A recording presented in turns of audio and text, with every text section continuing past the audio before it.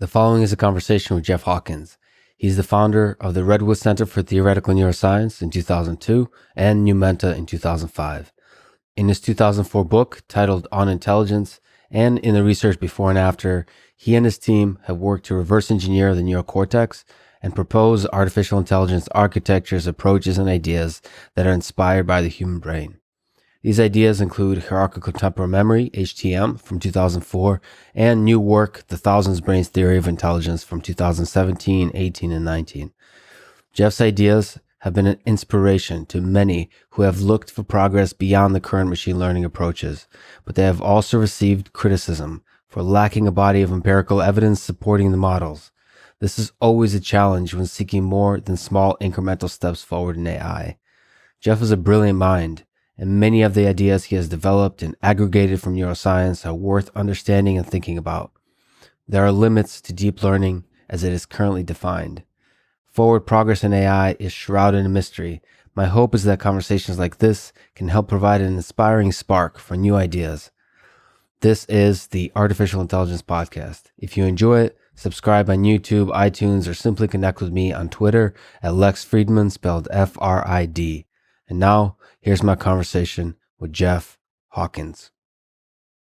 Are you more interested in understanding the human brain or in creating artificial systems that have many of the same qualities but don't necessarily require that you actually understand the underpinning workings of our mind?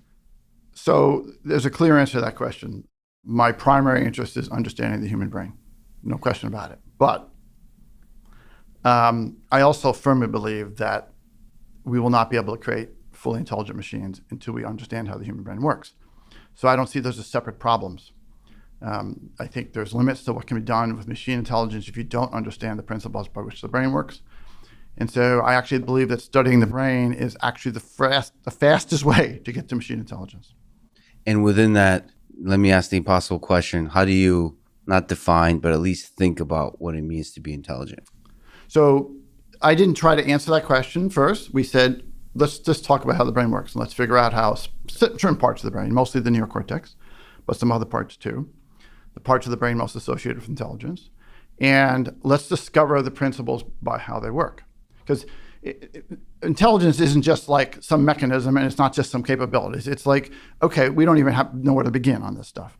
And so now that we've made a lot of progress on this, after we've made a lot of progress on how the neocortex works, and we can talk about that, I now have a very good idea what's going to be required to make intelligent machines. I can tell you today, some of the things are going to be necessary, I believe, to create intelligent machines. Well, so we'll get there. We'll get to the neocortex and some of the theories of how the whole thing works. And you're saying as we understand more and more about the neocortex, about our own human mind, we'll be able to start to more specifically define what it means to be intelligent. It's not useful to really talk about that until... I don't know if it's not useful. Look, there's a long history of AI, as you know. Right. And there's been different approaches taken to it.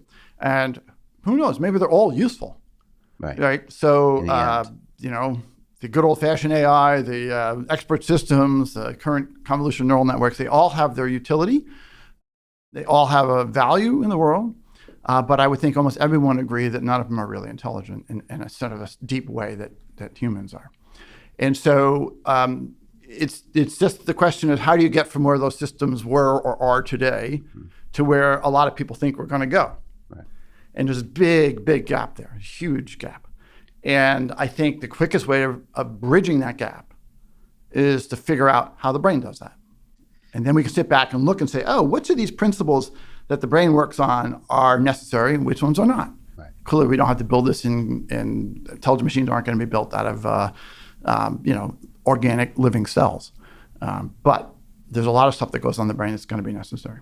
So let me ask maybe, before we get into the fun details, let me ask maybe a depressing or a difficult question. Do you think it's possible that we will never be able to understand how our brain works? That maybe there's aspects to the human mind, like we ourselves cannot introspectively get to the core, that there's a wall you eventually hit? Yeah. I don't believe that's the case. I have never believed that's the case. There's not been a single thing humans have ever put their minds to that we've said, oh, we reached the wall, we can't go any further. It just, people keep saying that. People used to believe that about life, elan vital, right? There's like, what's the difference between living matter and non-living matter? Something special, but you never understand. We no longer think that.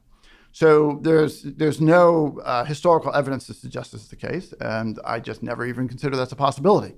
I would also say today, we understand so much about the neocortex. We've made tremendous progress in the last few years that I no longer think of it as an open question.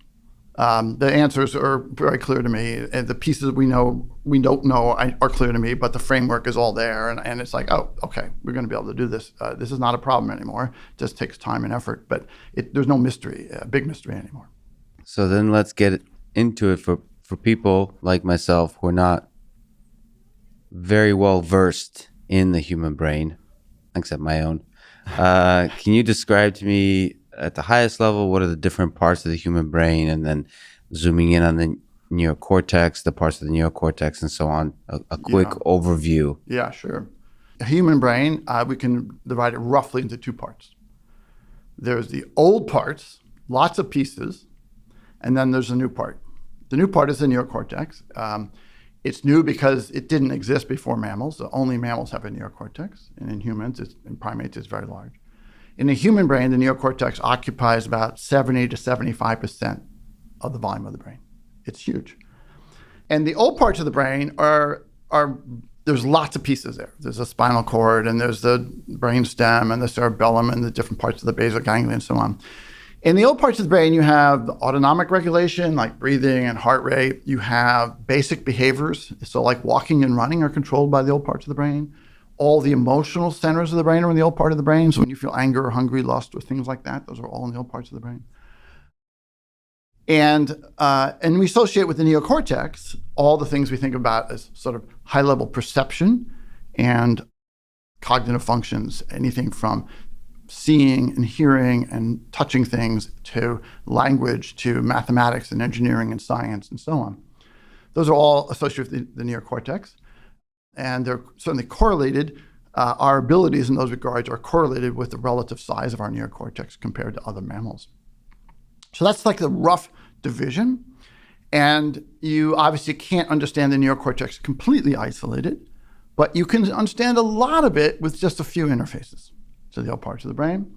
And so it gives you a system to study. The other remarkable thing about the neocortex, compared to the old parts of the brain, is the neocortex is extremely uniform. It's not visually or anatomically or it's like I always like to say it's like the size of a dinner napkin, about 2.5 millimeters thick. And it looks remarkably the same everywhere. Everywhere you look in that 2.5 millimeters, there's this detailed architecture, and it looks remarkably the same everywhere. And that's across species, a mouse versus a cat and a dog and a human. Where if you look at the old parts of the brain, there's lots of little pieces that do specific things. So it's like the old parts of our brain evolved, like this is the part that controls heart rate, and this is the part that controls this, and this is this kind of thing, and that's this kind of thing. And these evolved for eons, a long, long time, and they have their specific functions. And all of a sudden, mammals come along, and they got this thing called the neocortex, and it got large by just replicating the same thing over and over and over again. This is like, wow, this is incredible.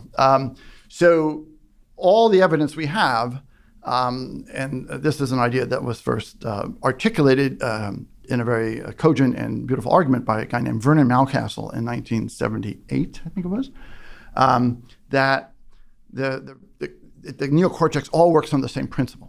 So language, hearing, touch, vision, engineering, all these things are basically underlying, are all built in the same computational substrate. They're really all the same problem. So at the low level, the building blocks all look similar. Yeah, and they're not even that low level. We're not talking about like neurons. We're talking about this very complex circuit that exists throughout the neocortex is remarkably similar. It's like, yes, you see variations of it here and there, more of the cell, less and less, and so on. But what Mountcastle argued was, it says, if you take a section of neocortex, why is one a visual area and one is a auditory area? And his answer was, it's because one is connected to eyes and one is connected to ears. Literally, you mean just it's most closest in terms of number of connections to the sensor. Literally, if you took the optic nerve and attached it to a different part of the neocortex, that part would become a visual region. This experiment was actually done by Morganka Sur. Oh boy! in developing, I think it was lemurs. I can't remember what it was, some animal. And there's a lot of evidence to this. If you take a blind person, a person is born blind at birth, they're born with a visual neocortex. It may not get any input from the eyes because of some congenital defect or something, and that region does something else. It picks up another task. So, and it's this very complex thing. It's not like, oh, they're all built on neurons. No, they're all built in this very complex circuit, and somehow that circuit underlies everything. And so this is it's called the common cortical algorithm, if you will.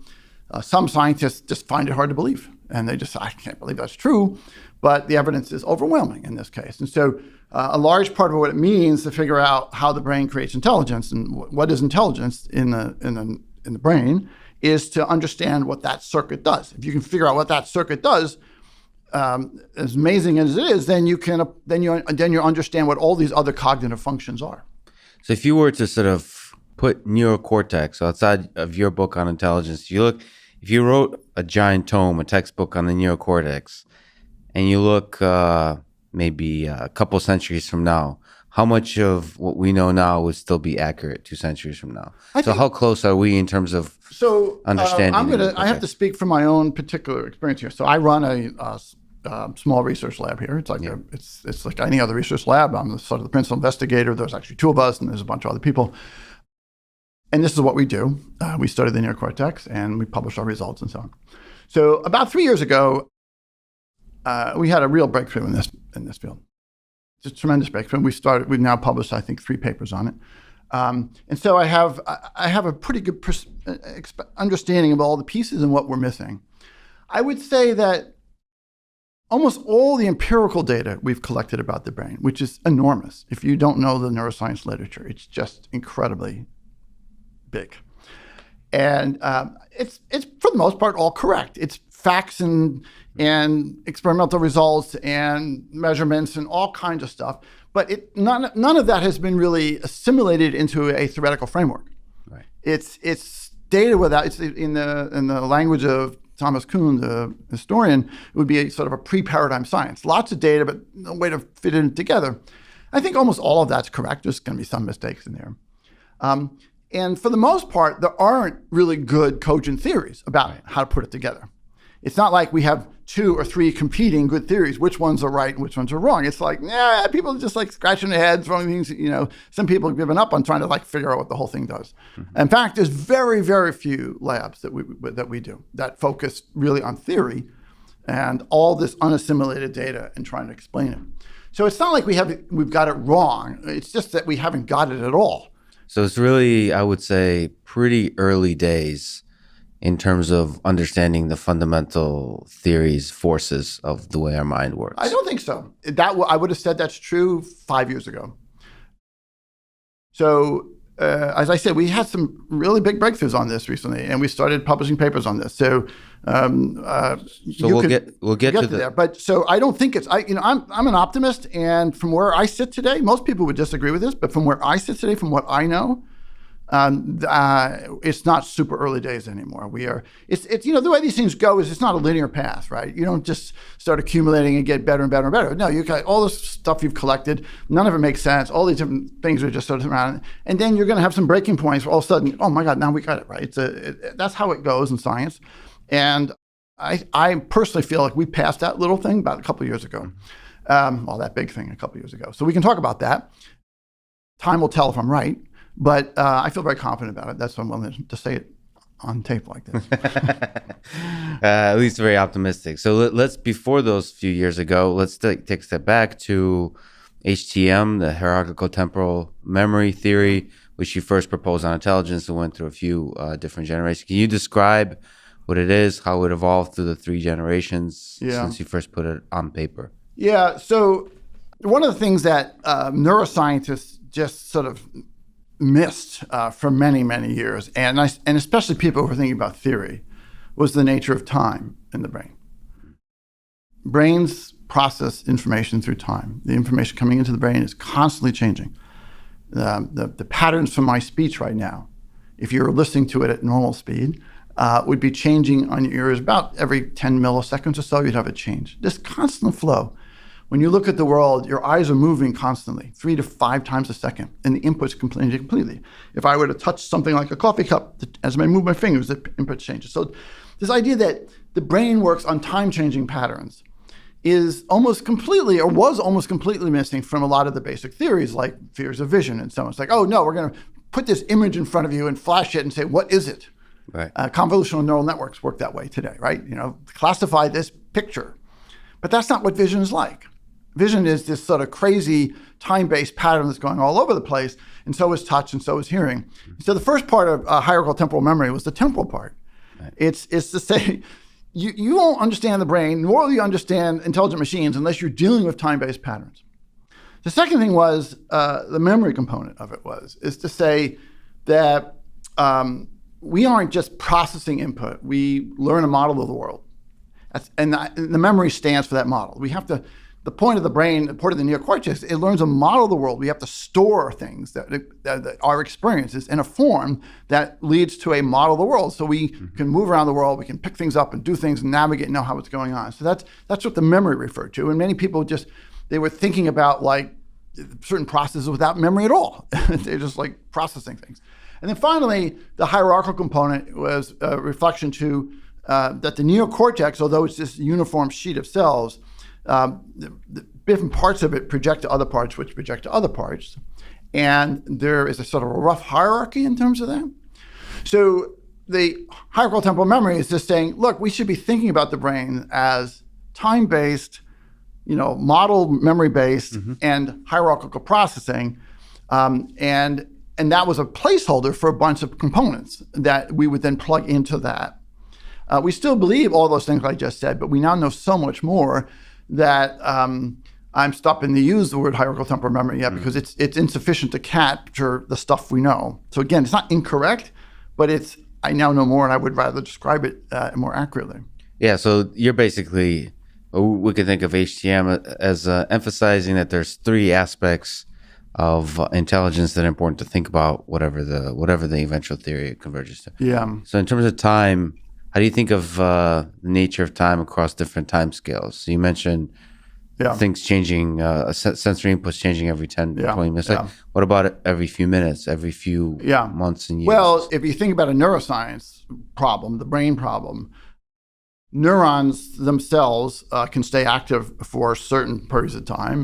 There are parts of the brain where they stay active for minutes. So you could hold a certain perception or an activity for a certain period of time, but most of them don't last that long. And so if you think about your thoughts are the activity of neurons, if you're going to want to involve something that happened a long time ago, even just this morning, for example, the neurons haven't been active throughout that time. So you have to store that. So if I ask you, what did you have for breakfast today? That is memory. That is, you've built it into your model of the world now. You remember that. And that memory is in the synapses, is basically in the formation of synapses. And so you're sliding into what, you said different time scales. There's time scales of which we are like understanding my language and moving about and seeing things rapidly and over time. That's the time scales of activities of neurons. But if you want to get longer time scales, then it's more memory. And we have to invoke those memories to say, oh, yes, well, now I can remember what I had for breakfast because I stored that someplace. I may forget it tomorrow, but it's stored for now. So does memory also need to have, so the hierarchical aspect of reality is not just about concepts, it's also about time? Do you think of it that way? Yeah, time is infused in everything. It's like you really can't separate it out. If I ask you, what is your, how does the brain learn a model of this coffee cup here? I have a coffee cup, then I met the coffee cup. I said, well, time is not an inherent property of the model I have of this cup, whether it's a visual model or a tactile model. I can sense it through time, but the model itself doesn't really have much time. If I said, well, what is the model of my cell phone? My brain has learned a model of a cell phone. So if you have a smartphone like this, And I said, well, this has time aspects to it. I have expectations when I turn it on, what's going to happen, how long it's going to take to do certain things. If I bring up an app, what sequences. And so I have it's like melodies in the world. Melody has a sense of time. So many things in the world move and act, and there's a sense of time related to them. Some don't, but most things do actually. So it's sort of infused throughout the models of the world. You build a model of the world, you're learning the structure of the objects in the world, and you're also learning how those things change through time. Okay, so it really is just a fourth dimension that's infused deeply, and yes. You have to make sure that your models of intelligence incorporate it. So, like you mentioned, the state of neuroscience is deeply empirical. A lot of data collection. It's that's where it is. You mentioned Thomas Kuhn, right? Yeah. And then you're proposing a theory of intelligence, and which is really the next step, the really important step to take. But why is HTM, or what we'll talk about soon, the right theory? So is it more in this? Is it backed by intuition? Is it backed by evidence? Is it backed by a mixture of both? Is it kind of closer to where string theory is in physics, where there's mathematical components which show that, it seems that it fits together too well for it not to be true, which is where string theory is. Yeah. Is that where it's a mixture of all those things, although definitely where we are right now is definitely much more on the empirical side than, let's say, string theory. The way this goes about, we're theorists, right? So we look at all this data and we're trying to come up with some sort of model that explains it, basically. And there's, unlike string theory, there's just vast more amounts of empirical data here that I think than most physicists deal with. And so our challenge is to sort through that and figure out what kind of constructs would explain this. And when we have an idea, you come up with a theory of some sort. You have lots of ways of testing it. First of all, there are 100 years of unassimilated empirical data from neuroscience. So we go back and read papers and we say, oh, well, did someone find this already? We can predict X, Y, and Z, right. And maybe no one's even talked about it since 1972 or something, but we go back and find that and we say, oh, either it can support the theory or it can invalidate the theory. And we say, okay, we have to start over again. Oh no, it's supported. Let's keep going with that one. So the way I kind of view it, when we do our work, we look at all this empirical data, and it's what I call it is a set of constraints. We're not interested in something that's biologically inspired. We're trying to figure out how the actual brain works. Mm-hmm. So every piece of empirical data is a constraint on a theory. Mm-hmm. In theory, if you have the correct theory, it needs to explain everything, right? So we have this huge number of constraints on the problem, which initially makes it very, very difficult. If you don't have many constraints, you can make up stuff all the day. You can say, oh, here's an answer. How you can do this, you can do that, you can do this. But if you consider all biology as a set of constraints, all neuroscience as a set of constraints, and even if you're working in one little part of the neocortex, for example, there are hundreds and hundreds of constraints. These are empirical constraints that it's very, very difficult initially to come up with a theoretical framework for that. But when you do, and it solves all those constraints at once, mm-hmm. you have a high confidence that you got something close to correct. Right. It's just mathematically almost impossible not to be. Right. So that's the curse and the advantage of what we have. The curse is we have to meet all these constraints, which is really hard. But when you do meet them, then you have a great confidence that you've discovered something. In addition, then we work with scientific labs. So we'll say, oh, there's something we can't find. We can predict something, but we can't find it anywhere in the literature. Mm-hmm. So we have people we collaborated with. We'll say, sometimes they'll say, you know what, I have some collected data, which I didn't publish, but we can go back and look at it and see if we can find that, which is much easier than designing a new experiment. Neuroscience experiments take a long time, years. So although some people are doing that now too. So, but between all of these things, I think it's a reasonable, it's actually a very, very good approach. We are blessed with the fact that we can test our theories out the yin-yang here because there's so much unassimilated data, and we can also falsify our theories very easily, which we do often. So it's kind of reminiscent to whenever that was with Copernicus. When you figure out that the sun is at the center of the solar system as opposed to Earth, the pieces just fall into place. Yeah, I think that's the general nature of aha moments. And it's Copernicus. It could be, you could say the same thing about Darwin. You could say the same thing about about the double helix. That people have been working on a problem for so long and have all this data and they can't make sense of it. But when the answer comes to you and everything falls into place, it's like, oh my gosh, that's it. That's got to be right. I asked both Jim Watson and Francis Crick about this.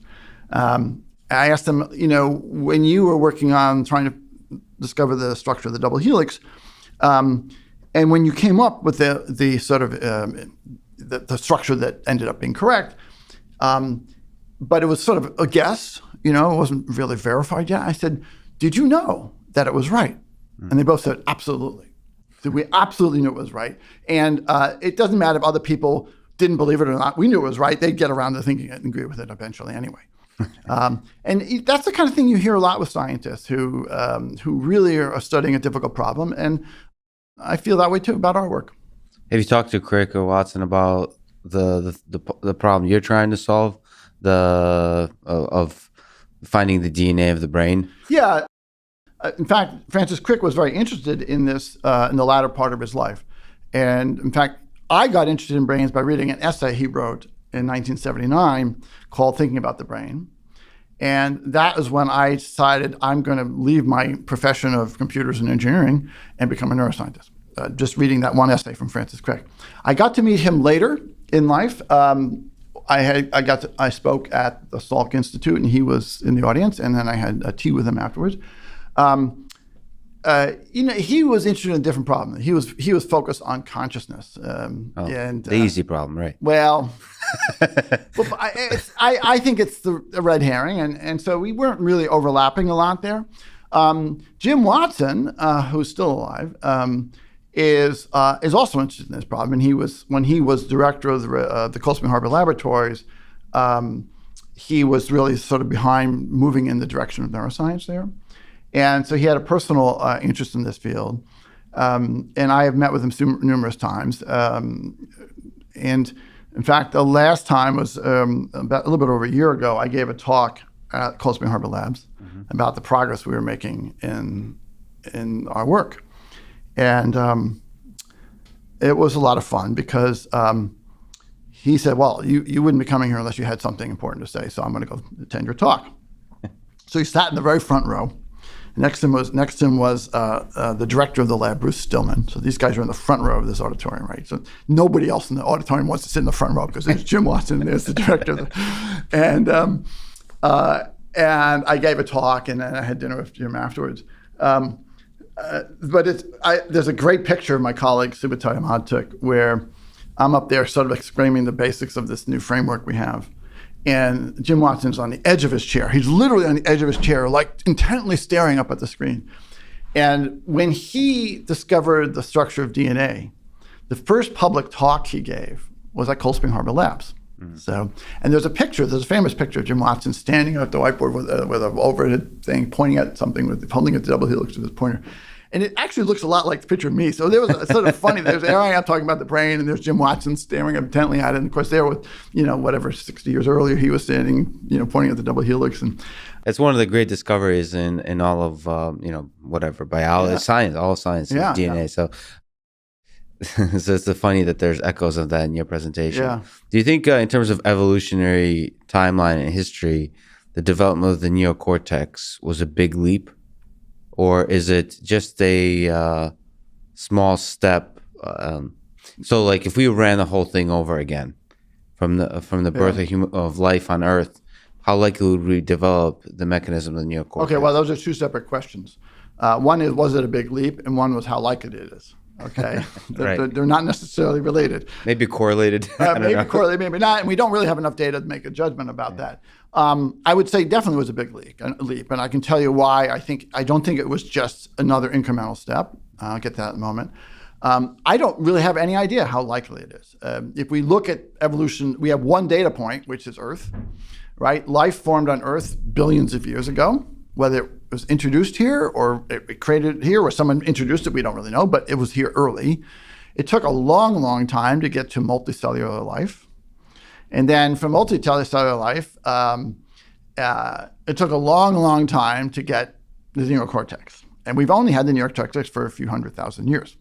So that's like nothing, okay? So is it likely? Well, it certainly isn't something that happened right away on Earth. And there were multiple steps to get there. So I would say it's probably not going to be something that would happen instantaneously on other planets that might have life. It might take several billion years on average. Is it likely? I don't know, but you'd have to survive for several billion years to find out. Probably. Is it a big leap? Yeah, I think it is a qualitative difference in all other evolutionary steps. I can try to describe that if you'd like. Sure. In which way? Yeah, I can tell you how. Pretty much, let's start with a little preface. Many of the things that humans are able to do not have obvious survival advantages precedent.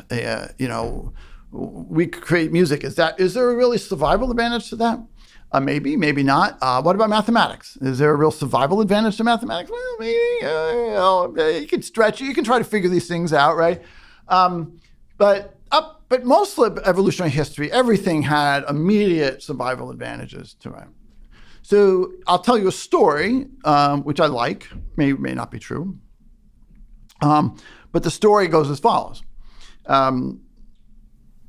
Organisms have been evolving since the beginning of life here on Earth, and adding this sort of complexity onto that and this sort of complexity onto that. And the brain itself is evolved this way. In fact, there's old parts and older parts and older parts of the brain that kind of just keeps glomming on new things, and we keep adding capabilities. When we got to the neocortex, initially it had a very clear survival advantage in that it produced better vision and better hearing and better touch and maybe so on. But what I think happens is that evolution took a mechanism, and this is in our recent theories, but it took a mechanism that evolved a long time ago for navigating in the world, for knowing where you are. These are the so-called grid cells and place cells of an old part of the brain. And it took that mechanism for building maps of the world and knowing where you are on those maps and how to navigate those maps, and turns it into a sort of a slimmed down, idealized version of it. Mm-hmm. And that idealized version could now apply to building maps of other things, maps of coffee cups, and maps of phones, maps of concepts, mathematics, almost. Concepts, yes, and not just almost, exactly. Yeah. And so it just started replicating this stuff, right? You just think more and more and more. And so we went from being sort of dedicated purpose neural hardware to solve certain problems that are important to survival to a general purpose neural hardware that could be applied to all problems. And now it's escaped the orbit of survival. We are now able to apply it to things which we find enjoyment, but aren't really clearly survival characteristics. Yeah. And that it seems to only have happened in humans to the large extent. And so that's what's going on, where we've sort of escaped the gravity of evolutionary pressure in some sense in the neocortex. And it now does things that are really interesting, discovering models of the universe, which may not really help us. Does it matter? Yeah. How does it help us surviving, knowing that there might be multiverses, or that there might be, the age of the universe, or how do, various stellar things occur? It doesn't really help us survive at all, but we enjoy it, and that's what happened. Or at least not in the obvious way, perhaps. It is required. If you look at the entire universe in an evolutionary way, it's required for us to do interplanetary travel and therefore survive past our own sun. But let's not get too crazy. Yeah, but evolution works at one time frame. And it's survival. If you think of survival of the phenotype, survival of the individual, right. Exactly. What you're talking about there spans well beyond that. So there's no genetic. I'm not transferring any genetic traits to my children that are going to help them survive better on Mars. Right. Totally different mechanism. That's right. So let's get into the new, as you've mentioned, this idea, I don't know if you have a nice name, We call it the 1,000 brain theory of intelligence. I like it. So can you talk about this idea of spatial view of concepts and so on? So can I just describe sort of there's an underlying core discovery, which then everything comes from that. It's a very simple, this is really what happened. We were deep into problems about understanding how we build models of stuff in the world and how we make predictions about things. And I was holding a coffee cup just like this in my hand. And my finger was touching the side, my index finger. And then I moved it to the top, and I was going to feel the rim at the top of the cup. And I asked myself a very simple question. I said, well, first of all, let's say I know that my brain predicts what it's going to feel before it touches it. You can just think about it and imagine it. And so we know that the brain's making predictions all the time. So the question is, what does it take to predict that, right? And there's a very interesting answer. First of all, it says the brain has to know it's touching a coffee cup. It has to have a model of a coffee cup. It needs to know where the finger currently is on the cup relative to the cup. Because when I make a movement, it needs to know where it's going to be on the cup after the movement is completed relative to the cup. And then it can make a prediction about what it's going to sense. So this told me that the neocortex, which is making this prediction, needs to know that it's sensing it's touching a cup, and it needs to know the location of my finger relative to that cup in a reference frame of the cup. It doesn't matter where the cup is relative to my body. It doesn't matter its orientation. None of that matters. It's where my finger is relative to the cup, which tells me then that the neocortex has a reference frame that's anchored to the cup, because otherwise I wouldn't be able to say the location, and I wouldn't be able to predict my new location. And then we quickly, very instantly, you can say, well, every part of my skin could touch this cup, and therefore every part of my skin is making predictions, and every part of my skin must have a reference frame that it's using to make predictions. So the big idea is that throughout the neocortex, everything is being stored and referenced in reference frames. You can think of them like XYZ reference frames, but they're not like that. We know a lot about the neural mechanisms for this, but the brain thinks in reference frames. And as an engineer, if you're an engineer, this is not surprising. You'd say, if I wanted to build a CAD model of the coffee cup, well, I would bring it up in some CAD software, and I would assign some reference frame and say this features at this locations and so on. But the fact that the idea that this is occurring throughout the neocortex everywhere, it was a novel idea. And then a zillion things fell into place after that, a zillion. So now we think about the neocortex as processing information quite differently than we used to do it. We used to think about the neocortex as processing sensory data and extracting features from that sensory data and then extracting features from the features, very much like a deep learning network does today. Yeah. But that's not how the brain works at all. The brain works by assigning everything, every input, everything to reference frames. And there are thousands, hundreds of thousands of them active at once in your neocortex. It's a surprising thing to think about, but once you sort of internalize this, you understand that it explains almost all the mysteries we've had about this structure. So one of the consequences of that is that every small part of the neocortex, say a millimeter square, and there's 150,000 of those, so it's about 150,000 square millimeters. If you take every little square millimeter of the cortex, it's got some input coming into it, and it's going to have reference frames where it's assigning that input to. And each square millimeter can learn complete models of objects. So what do I mean by that? If I'm touching the coffee cup, well, if I just touch it in one place, I can't learn what this coffee cup is because I'm just feeling one part. But if I move it around the cup and touch it at different areas, I can build up a complete model of the cup because I'm now filling in that three-dimensional map, which is the coffee cup. I can say, oh, what am I feeling at all these different locations? That's the basic idea. It's more complicated than that. But so through time, and we talked about time earlier, through time, even a single column, which is only looking at, or a single part of the cortex, which is only looking at a small part of the world, can build up a complete model of an object. And so if you think about the part of the brain which is getting input from all my fingers, so they're spread across the top of your head here. This is the somatosensory cortex. There's columns associated with all the different areas of my skin. And what we believe is happening is that all of them are building models of this cup, every one of them, or things. They're not all building, not every column or every part of the cortex builds models of everything, but they're all building models of something. And so you have it. So when I touch this cup with my hand, there are multiple models of the cup being invoked. If I look at it with my eyes, there are again many models of the cup being invoked because each part of the visual system, the brain doesn't process an image. That's a misleading idea. It's just like your fingers touching the cup. So different parts of my retina are looking at different parts of the cup. And thousands and thousands of models of the cup are being invoked at once. Mm-hmm. And they're all voting with each other, trying to figure out what's going on. So that's why we call it the thousand brains theory of intelligence, because there isn't one model of a cup. There are thousands of models of this cup. There are thousands of models of your cell phone and about cameras and microphones and so on. It's a distributed modeling system, which is very different than the way people have thought about it. So that's a really compelling and interesting idea. So I have two first questions. So one, on the ensemble part of everything coming together, you have these thousand brains. How do you know which one has done the best job of forming the... Great question. Let me try to explain it. There's a problem that's known in neuroscience called the sensor fusion problem. Yes. And so the idea is something like, oh, the image comes from the eye. There's a picture on the retina. Mm-hmm. And then gets projected to the neocortex. Oh, by now it's all spread out all over the place. And it's kind of squirrely and distorted. And pieces are all over it doesn't look like a picture anymore. Yeah. When does it all come back together again? Right? Or you might say, well, yes, but I also have sounds or touches associated with the cup. So I'm seeing the cup and touching the cup. How do they get combined together again?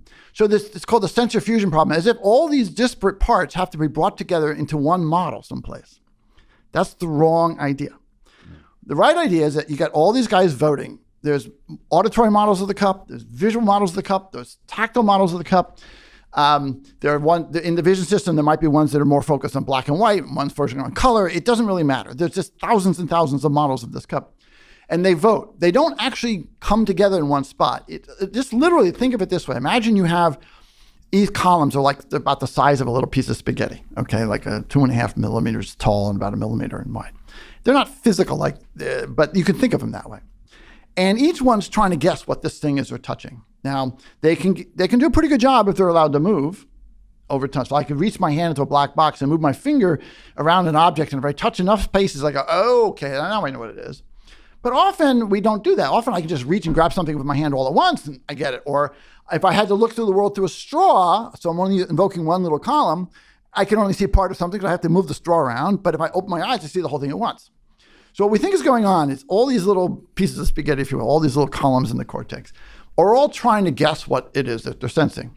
They'll do a better guess if they have time and can move over time. So if I move my eyes and move my fingers. But if they don't, they have a poor guess. It's a probabilistic guess of what they might be touching. Now imagine they can post their probability at the top of a little piece of spaghetti. Each one of them says, I think and it's not really a probability distribution. It's more like a set of possibilities. In the brain, it doesn't work as a probability distribution. It works as more like what we call a union. You could say, in one column says, I think it could be a coffee cup, a soda can, or a water bottle. And another column says, I think it could be a coffee cup or telephone or camera or whatever, right? And all these guys are saying what they think it might be. And there's these long-range connections in certain layers in the cortex. So there's in some layers in some cells types in each column send the projections across the brain. And that's the voting occurs. And so there's a simple associative memory mechanism. We've described this in a recent paper and we've modeled this. That says they can all quickly settle on the only or the one best answer for all of them. Mm-hmm. If there is a single best answer, they all vote and say, yep, it's got to be the coffee cup. And at that point, they all know it's a coffee cup.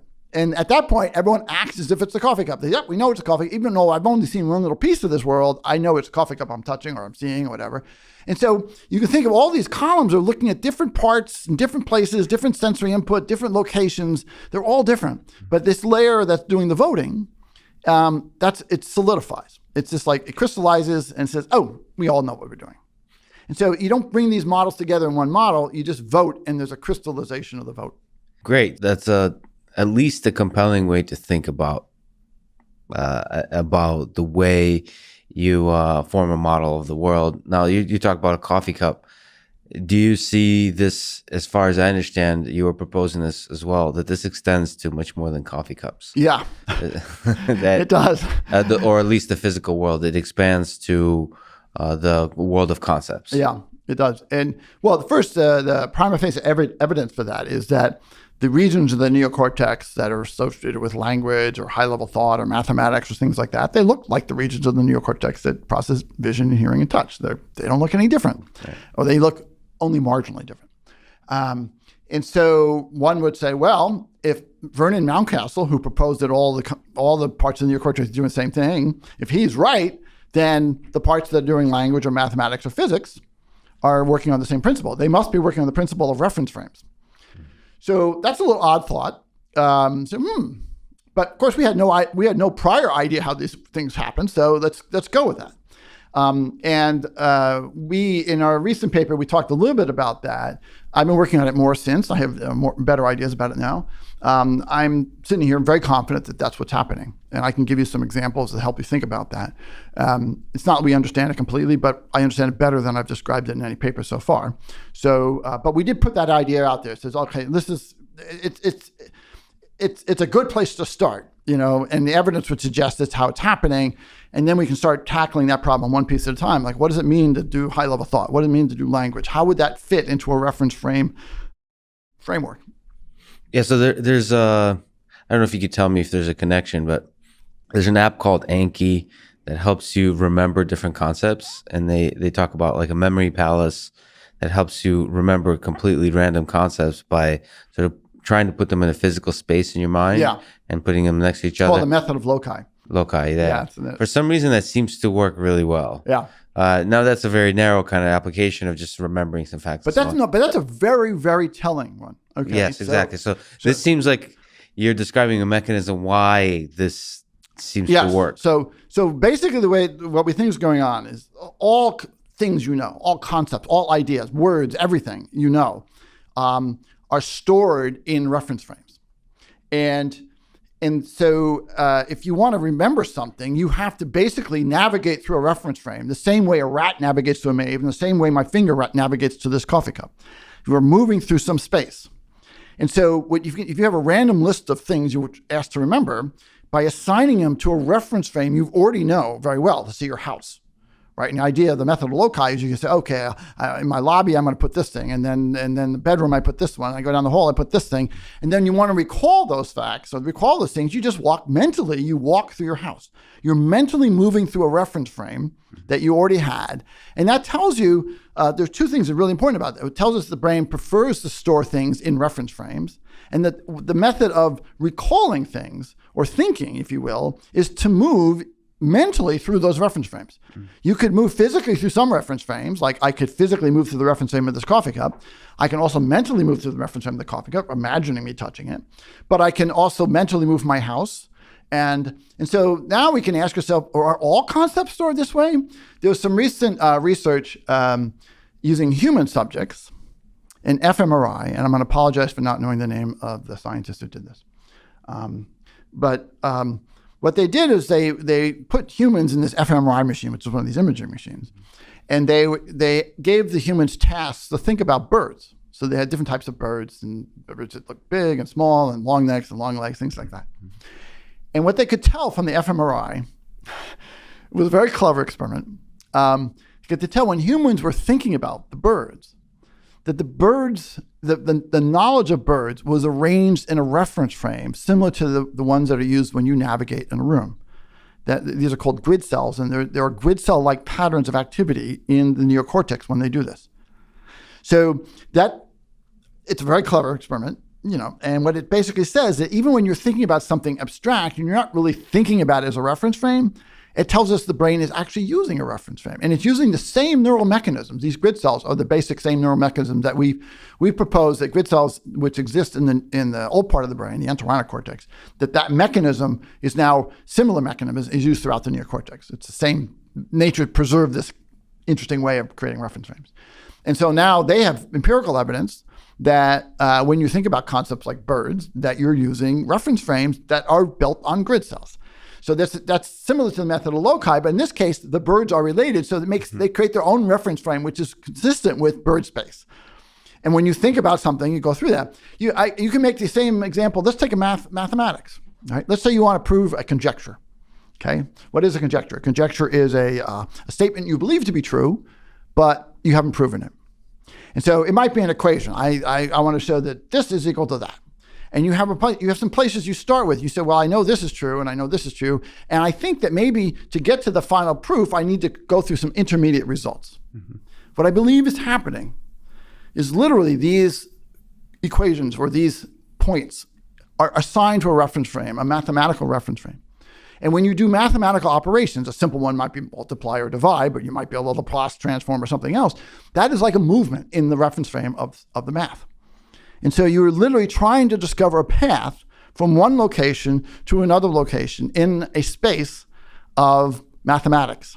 And if you can get to these intermediate results, then you know your map is pretty good, and you know you're using the right operations. Much of what we think about is solving hard problems is designing the correct reference frame for that problem, figuring out how to organize the information and what behaviors I want to use in that space to get me there. Yeah, so if you dig in on the idea of this reference frame, whether it's the math, you start a set of axioms to try to get to proving the conjecture. Can you try to describe, maybe taking a step back, how you think of the reference frame in that context? Is it the reference frame that the axioms are happy in? Is it the reference frame that might contain everything? Is it a changing thing? So you have many, many reference frames. I mean, in fact, the way the thousand brain theory of intelligence says that every single thing in the world has its own reference frame. So every word has its own reference frames. And we can talk about this. The mathematics work out. This is no problem for neurons to do this. But how many reference frames does the coffee cup have? Well, like it's on a table. Remember, let's say you ask how many reference frames could the column in my finger that's touching the coffee cup have, because there are many models of the coffee cup. So there is no model of the coffee cup. There are many models of a coffee cup. And you could say, well, how many different things can my finger learn? Is this the question you want to ask? Imagine I say every concept, every idea, everything you've ever know about that you can say, I know that thing, has a reference frame associated with it. And what we do when we build composite objects, we assign reference frames to point another reference frame. So my coffee cup has multiple components to it. It's got a rim, it's got a cylinder, it's got a handle. And those things have their own reference frames, and they're assigned to a master reference frame, which is called this cup. And now I have this Numenta logo on it. Well, that's something that exists elsewhere in the world. Mm-hmm. It's its own thing. So it has its own reference frame. So we now have to say, well, how can I assign the Numenta logo reference frame onto the cylinder or onto the coffee cup? So it's all, we talked about this in the paper that came out in December of this last year. The idea of how you can assign reference frames to reference frames, how neurons could do this. So, well, my question is, actually, even though you mentioned reference frames a lot, I almost feel it's really useful to dig into how you think of what a reference frame is. I mean, it was already helpful for me to understand that you think of reference frames as something there is a lot of. Okay, so well, let's just say that we're going to have some neurons in the brain, not many actually, 10,000, 20,000, are going to create a whole bunch of reference frames. What does it mean? Right? What is a reference frame in this case? First of all, these reference frames are different than the ones you might be used to. We know lots of reference frames. For example, we know the Cartesian coordinates, X, Y, Z, that's a type of reference frame. We know longitude and latitude, that's a different type of reference frame. If I look at a printed map, it might have columns A through M and rows 1 through 20. That's a different type of reference frame. It's a kind of a Cartesian coordinate reference frame. The interesting thing about the reference frames in the brain, and we know this because these have been established through neuroscience studying the entorhinal cortex. So I'm not speculating here. Okay, this is known neuroscience in an old part of the brain. The way these cells create reference frames, they have no origin. So what it's more like, you have a point in some space, and you, given a particular movement, you can then tell what the next point should be. And you can then tell what the next point would be, and so on. You can use this to calculate how to get from one point to another. So how do I get from my house to my home, or how do I get my finger from the side of my cup to the top of the cup? How do I get from the axioms to the conjecture? So it's a different type of reference frame, and if you want, I can describe in more detail. I can paint a picture how you might want to think about that. It's really helpful to think it's something you can move through. Yeah. But is it helpful to think of it as spatial in some sense, or is there something? No, it's definitely spatial.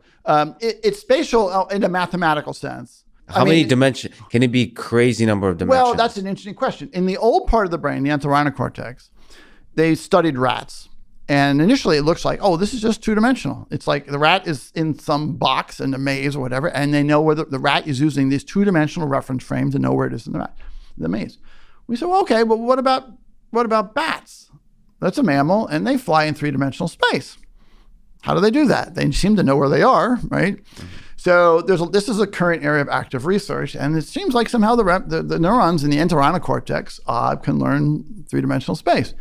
We just, two members of our team, along with Ela Fett from MIT, just released a paper literally last week. It's on bioRxiv, where they show that you can, the way these things work, and I won't get, unless you want to, I won't get into the detail, but grid cells can represent any n-dimensional space. It's not inherently limited. You can think of it this way: if you had two-dimensional, the way it works is you had a bunch of two-dimensional slices. That's the way these things work. There's a whole bunch of two-dimensional models, and you can slice up any n-dimensional space with two-dimensional projections. So, and you could have one-dimensional models. So there's nothing inherent about the mathematics about the way the neurons do this, which constrain the dimensionality of the space, which I think was important. So obviously I have a three-dimensional map of this cup. Maybe it's even more than that, I don't know. But it's clearly a three-dimensional map of the cup. I don't just have a projection of the cup. But when I think about birds or when I think about mathematics, perhaps it's more than 3 dimensions. Who knows? So in terms of each individual column building up more and more information over time, do you think that mechanism is well understood in your mind? You've proposed a lot of architectures there. Is that a key piece, or is it is the big piece the thousand brain theory of intelligence, the ensemble of it all? Well, I think they're both big. I mean, clearly the concept, as a theorist, the concept is most exciting, right? We want high-level concept. A high-level concept. This is a totally new way of thinking about how the neocortex works. So that is appealing. It has all these ramifications. And with that, as a framework for how the brain works, you can make all kinds of predictions and solve all kinds of problems. Now, we're trying to work through many of these details right now. Okay, how do the neurons actually do this? Well, it turns out, if you think about grid cells and place cells in the old parts of the brain, there's a lot that's known about them, but there's still some mysteries. There's a lot of debate about exactly the details, how these work and what are the signs. And we have that same level of detail, that same level of concern. What we spend here most of our time doing is trying to make a very good list of the things we don't understand yet. That's the key part here. What are the constraints? It's not like, oh, this thing seems to work, we're done. No, it's like, okay, it kind of works, but these are other things we know it has to do, and it's not doing those yet. I would say we're well on the way here. We're not done yet. There's a lot of trickiness to this system, but the basic principles about how different layers in the neocortex are doing much of this, we understand. But there's some fundamental parts that we don't understand as well. So what would you say is one of the harder open problems, or one of the ones that have been bothering you, keeping you up at night the most? Right now, this is a detailed thing that wouldn't apply to most people, okay? Sure. But you want me to answer that question? Yeah, please. We've talked about as if, to predict what you're going to sense on this coffee cup, I need to know where my finger is going to be on the coffee cup. That is true, but it's insufficient. Think about my finger touches the edge of the coffee cup. My finger can touch it at different orientations. Right. I can rotate my finger around here. And that doesn't change. I can make that prediction and somehow, so it's not just the location, there's an orientation component of this as well. This is known in the old parts of the brain too. There's things called head direction cells, which way the rat is facing. It's the same kind of basic idea. So if my finger were a rat, in 3 dimensions, I have a 3-dimensional orientation and I have a 3-dimensional location. If I was a rat, I would have you might think of it as a 2-dimensional location, a 2-dimensional orientation, a 1-dimensional orientation, like just which way is it facing. So how the two components work together, how it is that I combine orientation, the orientation of my sensor, as well as the location, is a tricky problem. And I think I've made progress on it. So at a bigger version of that, so perspective is super interesting, but super specific. Yeah, I warned you. No, it's really good, but there's a more general version of that. Do you think context matters? The fact that we are in a building in North America, that that we, in the day and age where we have mugs. I mean, there's all this extra information that you bring to the table about everything else in the room that's outside of just the coffee cup. Of course it is. How does it get connected, do you think? Yeah, and that is another really interesting question. I'm going to throw that under the rubric or the name of attentional problems. First of all, we have this model. I have many, many models of the world. And also the question, does it matter? Because it matters for certain things. Of course it does. Yeah. Maybe what we think of that as a coffee cup in another part of the world is viewed as something completely different. Or maybe our logo, which is very benign in this part of the world, it means something very different in another part of the world. So those things do matter. I think the way to think about it is the following. One way to think about it is we have all these models of the world. Okay. And we model everything. And as I said earlier, I kind of snuck it in there. Our models are actually, we build composite structure. So every object is composed of other objects, which are composed of other objects, and they become members of other objects. So this room has chairs and a table and a room and walls and so on. Now we can just arrange them in these things in a certain way and go, oh, that's the Nementa conference room. So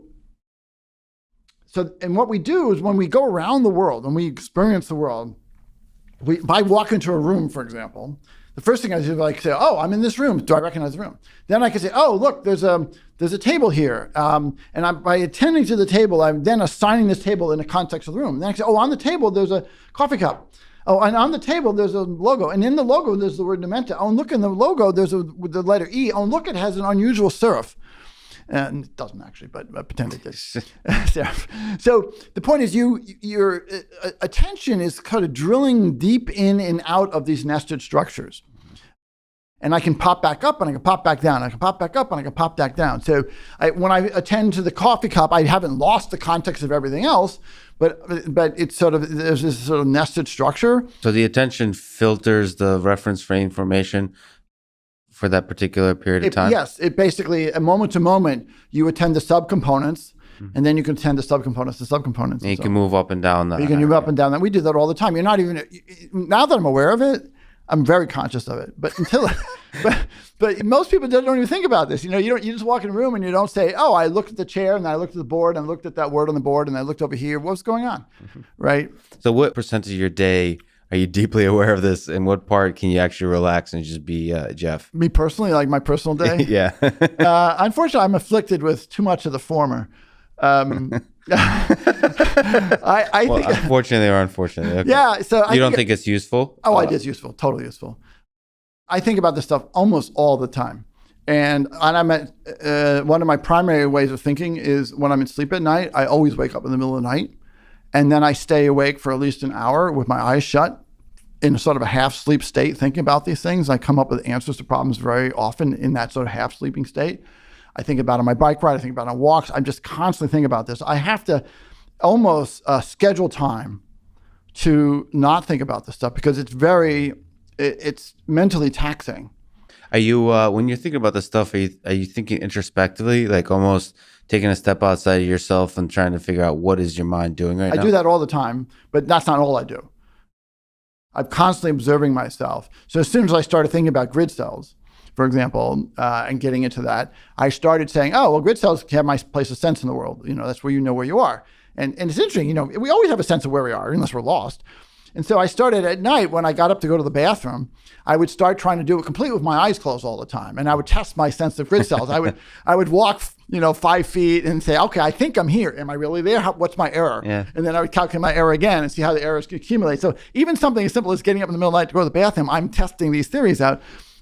It's kind of fun. I mean, the coffee cup is an example of that too. So I think I find that these sort of everyday introspections are actually quite helpful.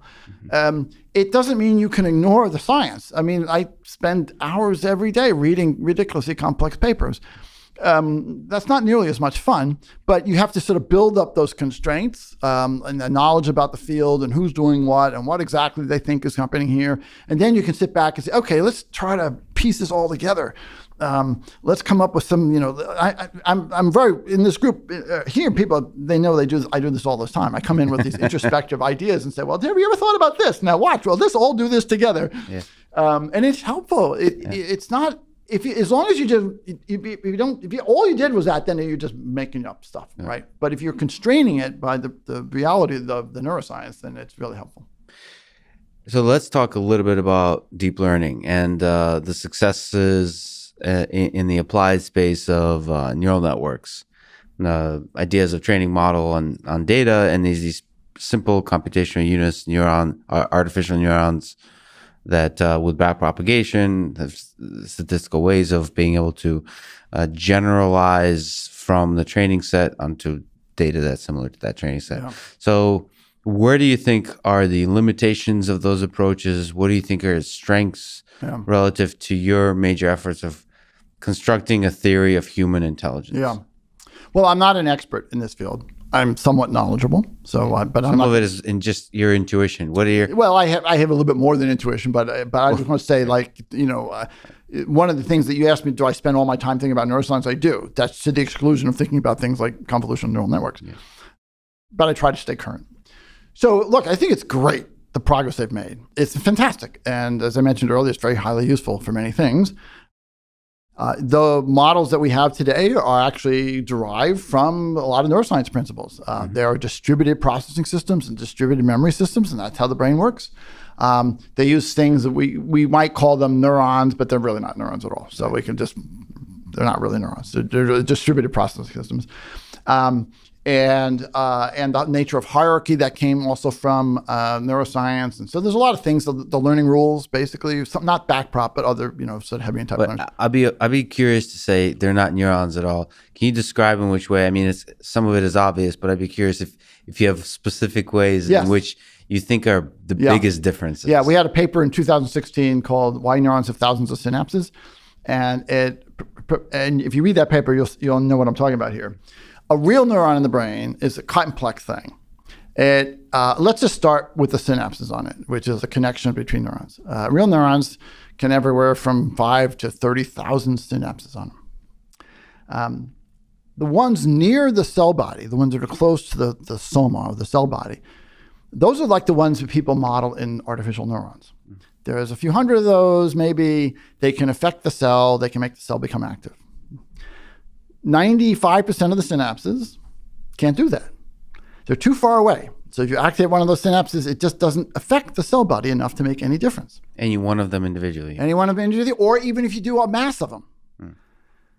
What real neurons do is the following. If you activate, or you get 10 to 20 of them active at the same time, meaning they're all receiving an input at the same time. And those 10 to 20 synapses or 40 synapses are within a very short distance on the dendrite, like 40 microns, so a very small area. So if you activate a bunch of these right next to each other at some distant place, what happens is it creates what's called a dendritic spike. And the dendritic spike travels through the dendrites and can reach the soma, or the cell body. Now, when it gets there, it changes the voltage, which is sort of like going to make the cell fire, but never enough to make the cell fire. It's sort of what we call, it says we depolarize the cell, you raise the voltage a little bit, but not enough to do anything. It's like, well, what good is that? And then it goes back down again. So we proposed a theory, which I'm very confident in, basics are, is that what's happening there is those 95% of those synapses are recognizing dozens to hundreds of unique patterns. They can, about 10, 20 synapses at a time, and they're acting like predictions. So the neuron actually is a predictive engine on its own. It can fire when it gets enough, what they call proximal input from those ones near the cell fire, but it can get ready to fire from dozens to hundreds of patterns that it recognizes from the other guys. And the advantage of this to the neuron is that when it actually does produce a spike, an action potential, it does so slightly sooner than it would have otherwise. And so what good is slightly sooner? Well, the slightly sooner part is all the neurons in the excitatory neurons in the brain are surrounded by these inhibitory neurons, and they're very fast, the inhibitory neurons, these basket cells. And if I get my spike out a little bit sooner than someone else, I inhibit all my neighbors around me, right? And what you end up with is a different representation. You end up with a representation that matches your prediction. It's a sparser representation, meaning as fewer neurons are active, but it's much more specific. And so we showed how networks of these neurons can do very sophisticated temporal prediction, basically. So this, to summarize this, Real neurons in the brain are time-based prediction engines, and there's no concept of this at all in artificial, what we call point neurons.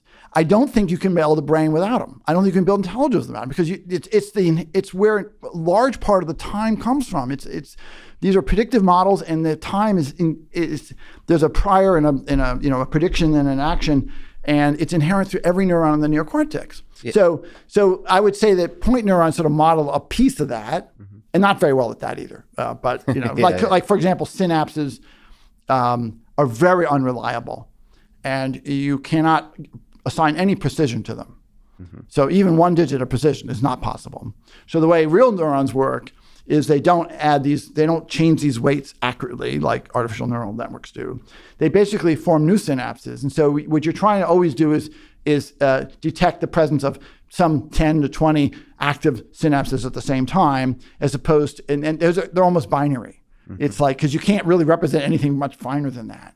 So these are the kind of and I think that's actually another essential component, because the brain works on sparse patterns, and all that mechanism is based on sparse patterns. And I don't actually think you could build real brains or machine intelligence without incorporating some of those ideas.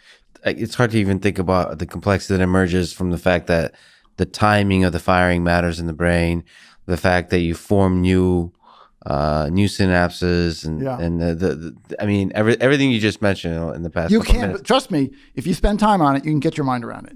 It's not like, it's no longer a mystery to me. No, but sorry, as a function, in a mathematical way, can you start getting an intuition about what gets it excited, what not, and what kind of representation? It's not as easy as there's many other types of neural networks that are more amenable to pure analysis. Especially very simple networks. I have 4 neurons and they're doing this. Can we, describe them mathematically what they're doing, type of thing.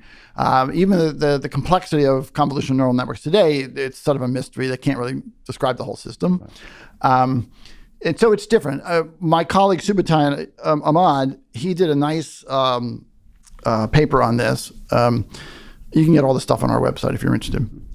Talking about sort of the mathematical properties of sparse representations. And so what we can do is we can show mathematically, for example, why 10 to 20 synapses to recognize a pattern is the correct number, is the right number you'd want to use. And by the way, that matches biology.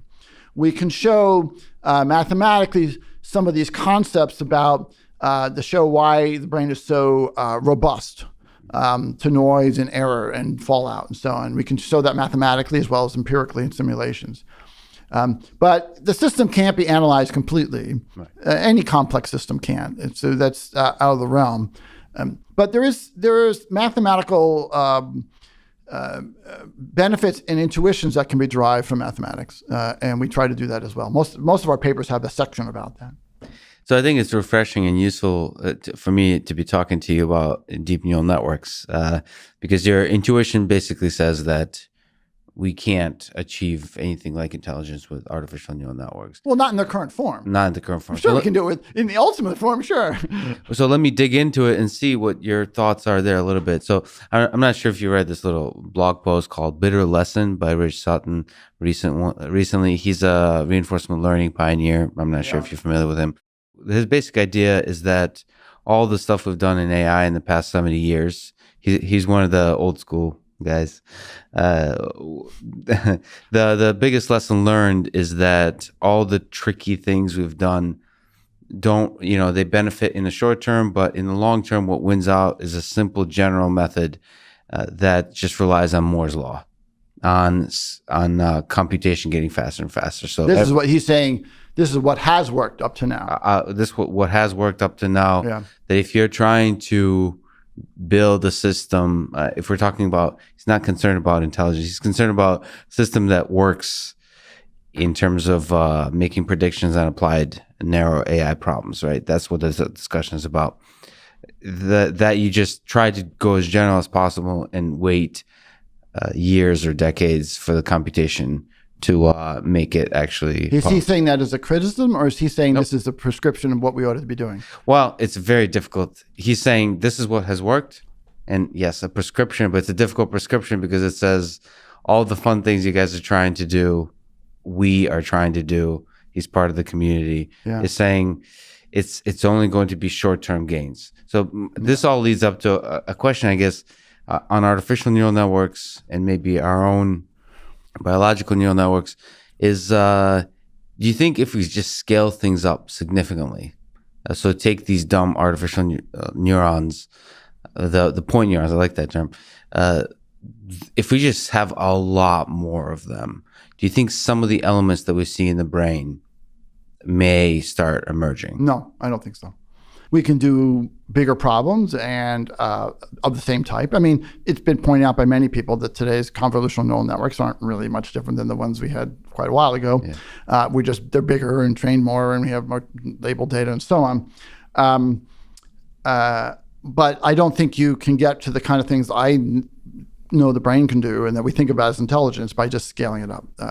So that may be, it's a good description of what's happened in the past, what's happened recently with the reemergence of artificial neural networks.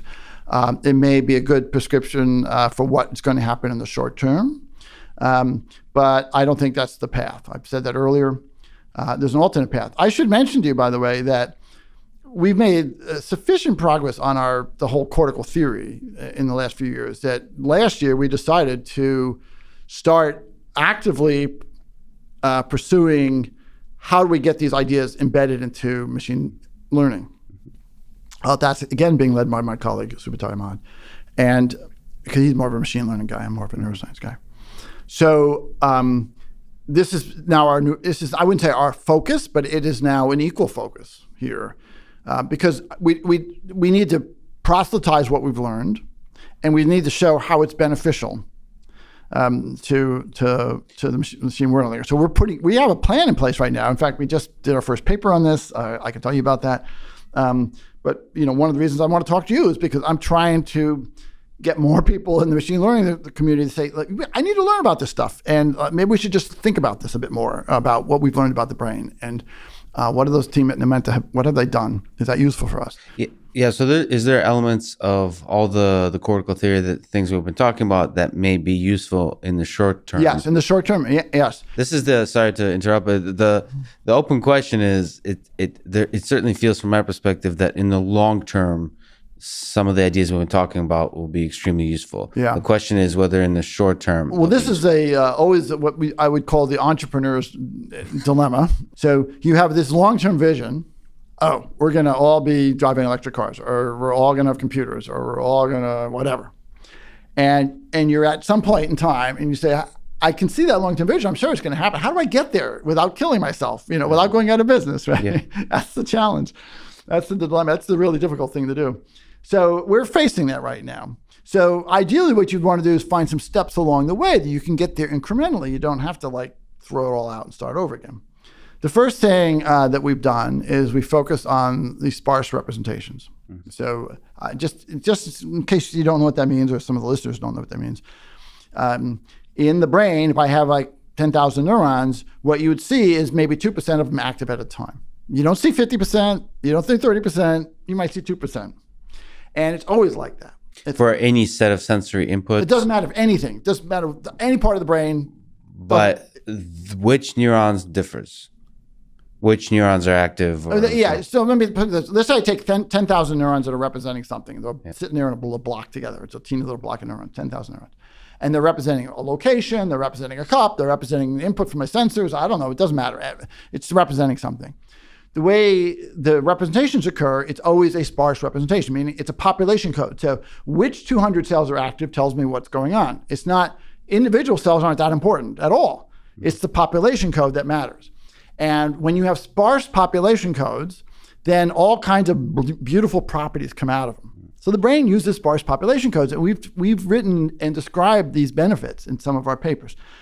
So they give this tremendous robustness to the systems. Brains are incredibly robust. Neurons are dying all the time and spasming, and synapses falling apart, and all the time, and it keeps working. So what Subhatai and Louise, one of our other engineers here, have done, have shown they're introducing sparseness into convolutional neural networks. Now, other people are thinking along these lines, but we're going about it in a more principled way, I think. And we're showing that if you enforce sparseness throughout these convolutional neural networks, in both which neurons are active and the connections between them, that you get some very desirable properties. So one of the current hot topics in deep learning right now are these adversarial examples. So, you give me any deep learning network and I can give you a picture that looks perfect, and you're going to call it, you're going to say the monkey is, an airplane. So that's a problem. And DARPA just announced some big thing. They're trying to, have some contest for this.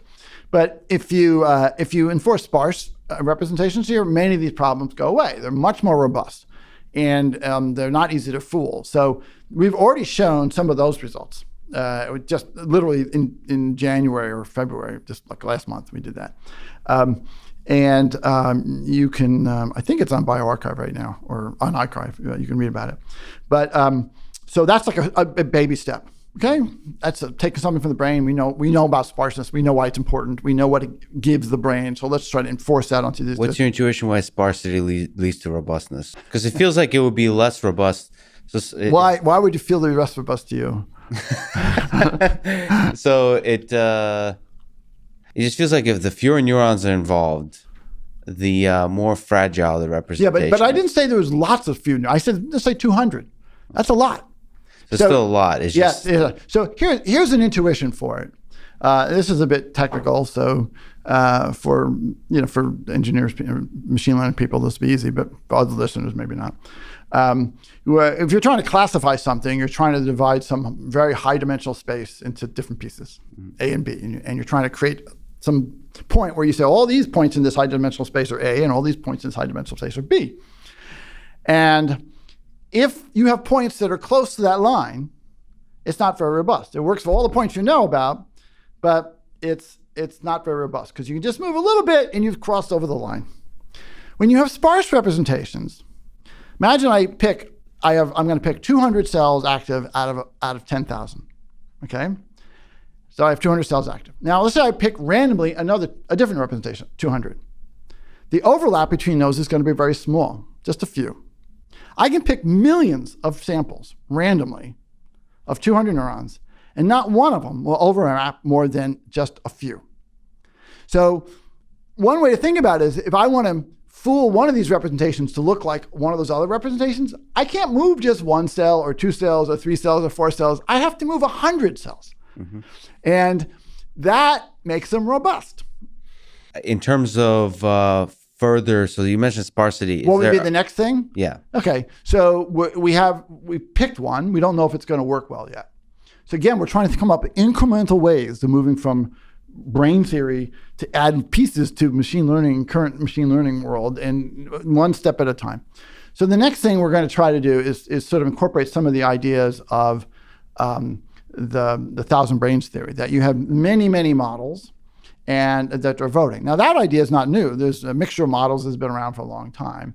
But the way the brain does it is a little different. And the way it votes is different. And the kind of way it represents uncertainty is different. So we're just starting this work, but we're going to try to see if we can sort of incorporate some of the principles of voting or principles of thousand brain theory, like lots of simple models that talk to each other in a very a certain way, and can we build more systems that learn faster and also mostly are multimodal and robust to multimodal type of issues. So one of the challenges there is the machine learning, computer vision community has certain sets of benchmarks, sets of tests based on which they compete. And I would argue, especially from your perspective, that those benchmarks aren't that useful for testing the aspects that the brain is good at or intelligent. They're not really testing intelligence. They're very fine. Yeah. And it's been extremely useful for developing specific mathematical models, but it's not useful in the long term for creating intelligence. So do you think you also have a role in proposing better tests? Yeah, you've identified a very serious problem. First of all, the tests that they have are the tests that they want, not the tests of the other things that we're trying to do, right? What are the so on. The second thing is sometimes these to be competitive in these tests, you have to have huge data sets and huge computing power. And so, and we don't have that here. We don't have it as well as other big teams that big companies do. So there's numerous issues there. We come at it, our approach to this is all based on, in some sense, you might argue elegance. We're coming at it from like a theoretical base that we think, oh my God, this is so clearly elegant. This is how brains work. This is what intelligence is. But the machine learning world has gotten in this phase where they think it doesn't matter what you think, as long as you do, 0.1% better on this benchmark, that's all that matters. And that's a problem. We have to figure out how to get around that. That's a challenge for us. That's one of the challenges we have to deal with. So I agree. You've identified a big issue. It's difficult for those reasons. But part of the reasons I'm talking to you here today is I hope I'm going to get some machine learning people to say, I'm going to read those papers. Those might be some interesting ideas. I'm tired of doing this 0.1% improvement stuff. Well, that's why I'm here as well, because I think machine learning now as a community is at a place where the next step is needs to be orthogonal to what has received success in the past. You see other leaders saying this, machine learning leaders, Jeff Hinton with his capsules idea. Many people have gotten up saying, we're going to hit road, maybe we should look at the brain, things like that. So hopefully that thinking will occur organically. Mm-hmm. And then we're in a nice position for people to come and look at our work and say, well, what can we learn from these guys? Yeah, MIT is just launching a $1 billion computing college that's centered around this idea. So is it on this idea of what? Well, the idea that the humanities, psychology, and neuroscience have to work all together to get to build the S. I mean, Stanford just did this human-centered AI thing. I'm a little disappointed in these initiatives because they're focusing sort of on the human side of it, and it can very easily slip into how humans interact with intelligent machines, which is nothing wrong with that. But that is orthogonal to what we're trying to do. We're trying to say, like, what is the essence of intelligence? I don't care. In fact, I want to build intelligent machines that aren't emotional, that don't smile at you, that aren't trying to tuck you in at night. There is that pattern that you, when you talk about understanding humans is important for understanding intelligence, that you start slipping into topics of ethics or, like you said, the interactive elements as opposed to, no, we have to zoom in on the brain, study what the human brain, the baby, let's study what a brain does. And then we can decide which parts of that we want to recreate in some system. But until you have that theory about what the brain does, what's the point? You're going to be wasting time, I think. Right. Just to break it down on the artificial neural network side, maybe you can speak to this on the biological neural network side, the process of learning versus the process of inference. Maybe you can explain to me, what is there a difference between, in artificial neural networks, there's a difference between the learning stage and the inference stage. Yeah. Do you see the brain as something different? One of the big distinctions that people often say, I don't know how correct it is artificial neural networks need a lot of data. They're very inefficient learning. Yeah. Do you see that as a correct distinction from the biology of the human brain, that the human brain is very efficient, or is that just something we deceive ourselves with? No, it is efficient. Obviously, we can learn new things almost instantly. And so what elements do you think? Yeah, I can talk about that. You brought up two issues there. So remember I talked earlier about the constraints we always feel? Well, one of those constraints is the fact that brains are continually learning. That's not something we said, we can add that later. That's something that was upfront, had to be there from the start. Made our problems harder. But we showed, going back to the 2016 paper on sequence memory, we showed how that happens. How do brains infer and learn at the same time? And our models do that. They're not two separate phases or two separate sets of time. I think that's a big, big problem in AI, at least for many applications, not for all. So I can talk about that. There are some, that gets detailed, there are some parts of the neocortex in the brain where actually what's going on, there's these cycles, they're like cycles of activity in the brain. And there's very strong evidence that you're doing more of inference on one part of the phase and more of learning on the other part of the phase. So the brain can actually sort of separate different populations of cells are going back and forth like this. But in general, I would say that's an important problem. We have, all of our networks that we've come up with do both. And they're continuous learning networks. And you mentioned benchmarks earlier. Well, there are no benchmarks about that. Exactly. So we have to we get in our little soapbox and say, hey, by the way, this is important, and here's a mechanism for doing that. But until you can prove it to someone in some, commercial system or something, it's a little harder. So one of the things, sorry to linger on that, is in some ways to learn the concept of a coffee cup, you only need this one coffee cup and maybe some time alone in a room with it. Well, no, the first thing is, imagine I reach my hand into a black box and I'm trying to touch something. Yeah. I don't know up front if it's something I already know or if it's a new thing. Right. And I'm doing both at the same time. I don't say, oh, let's see if it's a new thing. Oh, let's see if it's an old thing. I don't do that. As I go, my brain says, oh, it's new or it's not new.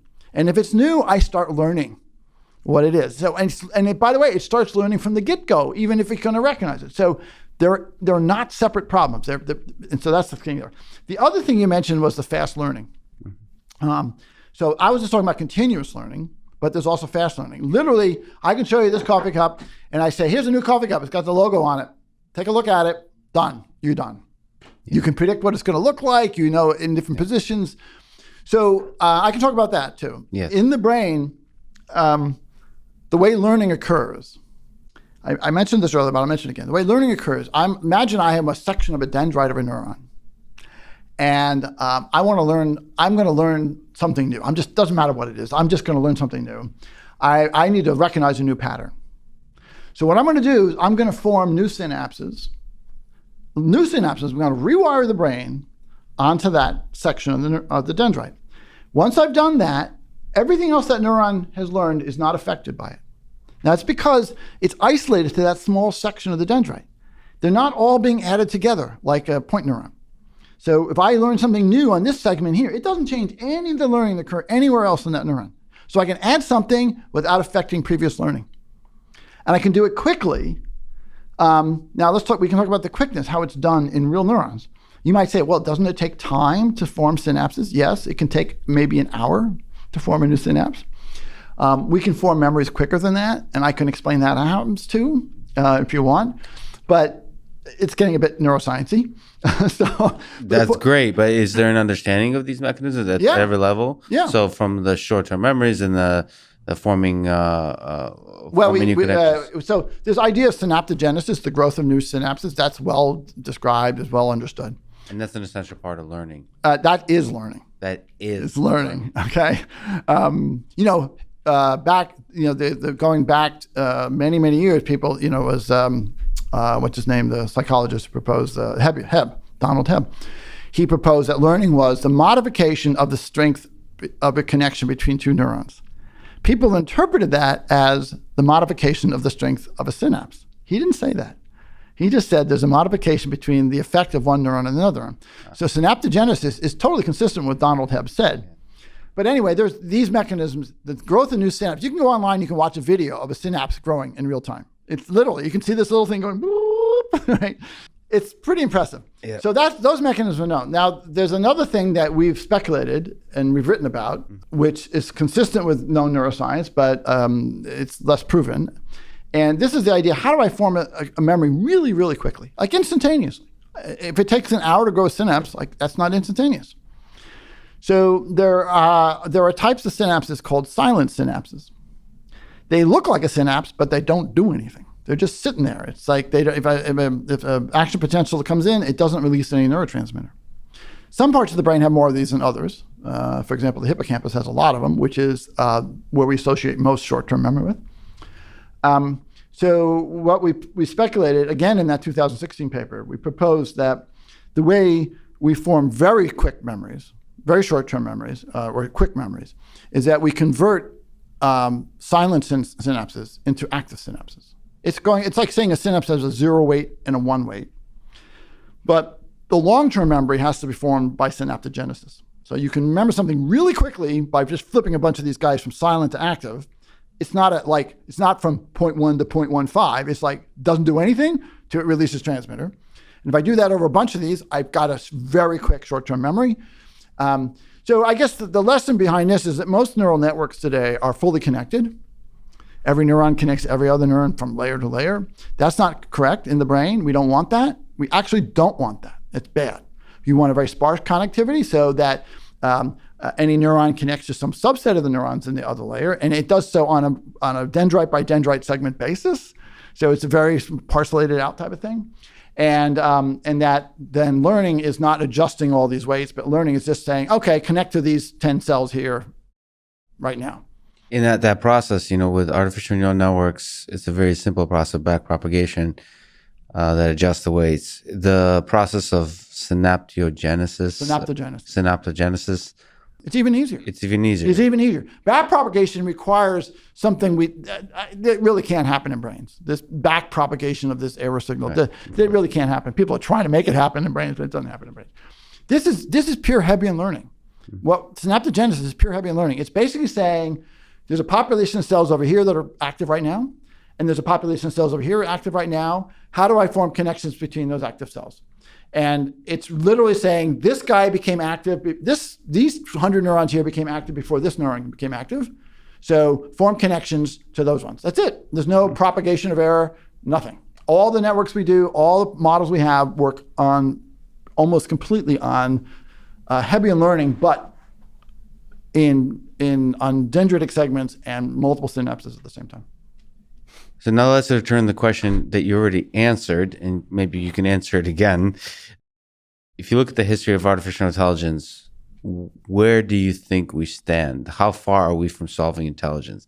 You said you were very optimistic. Yeah. Can you elaborate on that? Yeah, it's always the crazy question to ask, because no one can predict the future. Absolutely. Yeah. So I'll tell you a story. I used to run a different neuroscience institute called the Redwood Neuroscience Institute, and we would hold these symposiums, and we'd get like 35 scientists from around the world to come together.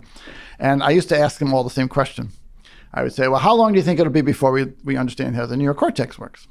And everyone went around the room, and they had introduced a name, and they have to answer that question. So I got the typical answer was 50 to 100 years. Some people would say 500 years. Some people said never. I said, why are you a neuroscientist? It's never gonna, Never. It's good pay. It's interesting. Yeah. But it doesn't work like that. As I mentioned earlier, these are step functions. Things happen and then bingo, they happen. You can't predict that. I feel I've already passed that step function. So if I can do my job correctly over the next 5 years, then meaning I can proselytize these ideas, I can convince other people they're right. We can show that other people or machine learning people should pay attention to these ideas. Then we're definitely in an under 20-year time frame. If I can do those things, if I'm not successful in that, and this is the last time anyone talks to me, and no one reads our papers, and I'm wrong or something like that, then I don't know. But it's not 50 years. It'll the same thing about electric cars. How quickly are they going to populate the world? Well, it probably takes about a 20-year span. Right. It'll be something like that. But I think if I can do what I said, we're starting it. And of course, there could be other, you said step functions. It could be everybody gives up on your ideas for 20 years, and then all of a sudden somebody picks it up again. Wait, that guy was onto something. Yeah, so that would be a failure on my part, right? Yeah. Yeah. Think about Charles Babbage. Right. Charles Babbage, he's the guy who sort of invented the computer back in the 1800s. And everyone forgot about it until, 100 years later and said, hey, this guy figured this stuff out a long time ago. But he was ahead of his time. Yeah. I don't think, as I said, I recognize this is part of any entrepreneur's challenge. And I use entrepreneur broadly in this case. I'm not meaning like I'm building a business trying to sell something. I mean, like I'm trying to sell ideas. Yeah. And this is the challenge as to how you get people to pay attention to you. How do you get them to give you positive or negative feedback? How do you get the people act differently based on your ideas? So, we'll see how well we do on that. So, that there's a lot of hype behind artificial intelligence currently. Do you, as you look to spread the ideas that are of neurocortical theory, of the things you're working on, do you think there's some possibility we'll hit an AI winter once again? Yeah, it's certainly a possibility. No question about it. That's something you worry about? Yeah, well, I guess, do I worry about it? I haven't decided yet if that's good or bad for my mission. That's true. That's very true, because it's almost like you need the winter to refresh the palate. Yeah, it's like, here's what you want to have it is. You want, like, to the extent that everyone is so thrilled about the current state of machine learning and AI, and they don't imagine they need anything else, it makes my job harder. Right. If everything crashed completely and every student left the field and there was no money for anybody to do anything, and it became an embarrassment to talk about machine intelligence and AI, that wouldn't be good for us either. You want sort of the soft landing approach, right? You want enough people, the senior people in AI and machine learning, say, we need other approaches. We really need other approaches. We need other approaches. Maybe we should look to the brain. Okay, let's look to the brain. Who's got some brain ideas? Okay, let's start a little project on the side here trying to do brain idea related stuff. That's the ideal outcome we would want. So I don't want a total winter, and yet I don't want it to be sunny all the time either. So what do you think it takes to build a system with human level intelligence where once demonstrated, you would be very impressed? So does it have to have a body? Does it have to have the C word we used before, consciousness, as an entirety, in a holistic sense? So first of all, I don't think the goal is to create a machine that has human level intelligence. I think it's a false goal. Back to Turing, I think it was a false statement. We want to understand what intelligence is, and then we can build intelligent machines of all different scales, all different capabilities. A dog is intelligent. I don't need, that'd be pretty good to have a dog. But what about something that doesn't look like an animal at all in different spaces? So my thinking about this is that we want to define what intelligence is, agree upon what makes an intelligent system. We can then say, okay, we're now going to build systems that work on those principles or some subset of them, and we can apply them to all different types of problems. And the idea, it's like computing. We don't ask, if I take a little one chip computer, I don't say, well, that's not a computer because it's not as powerful as this, big server over here. No, because we know that what the principles of computing are, and I can apply those principles to a small problem or to a big problem. And same, intelligence needs to get there. We have to say, these are the principles. I can make a small one, a big one. I can make them distributed. I can put them on different sensors. They don't have to be human-like at all. Now, you did bring up a very interesting question about embodiment. Does it have to have a body? It has to have some concept of movement. It has to be able to move through these reference frames I talked about earlier. Whether it's physically moving, like if I'm going to have an AI that understands coffee cups, it's going to have to pick up the coffee cup and touch it and look at it with its eyes and hands, or something equivalent to that. If I have a mathematical AI, maybe it needs to move through mathematical spaces. I could have a virtual AI that lives in the internet, and its movements are traversing links. Mm-hmm. And digging into files, but it's got a location that it's traveling through some space. You can't have an AI that just takes some flash thing input. We call it flash inference. Here's a pattern, done. No, it's movement pattern, attention, digging, building structure, figuring out the model of the world. So some sort of embodiment, whether it's physical or not, has to be part of it. So self-awareness in the way to be able to answer, where am I? Well, you're bringing up self-awareness. That's a different topic, self-awareness. So, no, the very narrow definition of self, meaning knowing a sense of self enough to know where am I in the space where it's interesting. Yeah, basically the system needs to know its location, or each component of the system needs to know where it is in the world at that point in time.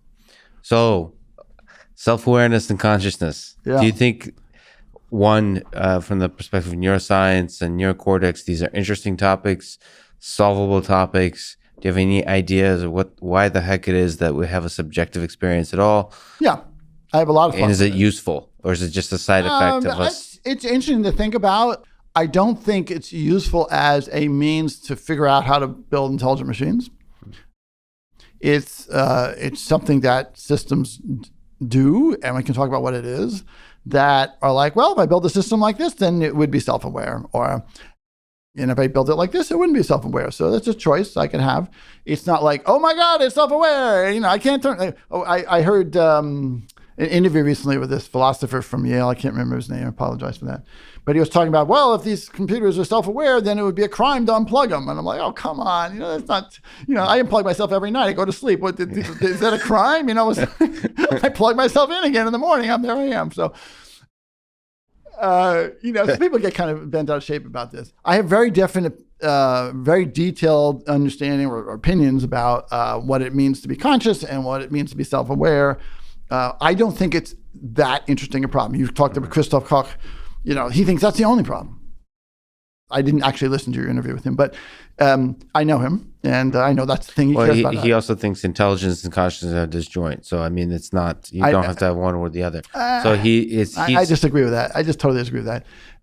So where's your thoughts on consciousness? Where does it emerge from? Because it is... Then we have to break it down to the two parts, okay? Because consciousness isn't one thing. That's part of the problem with that term, is it means different things to different people, and there's different components of it. There is a concept of self-awareness, okay? That can be very easily explained. You have a model of your own body. The neocortex models things in the world, and it also models your own body. And then it has a memory. It can remember what you've done. Okay, so it can remember what you did this morning, it can remember what you had for breakfast, and so on. And so I can say to you, okay, Lex, were you conscious this morning when you had your bagel? And you'd say, yes, I was conscious.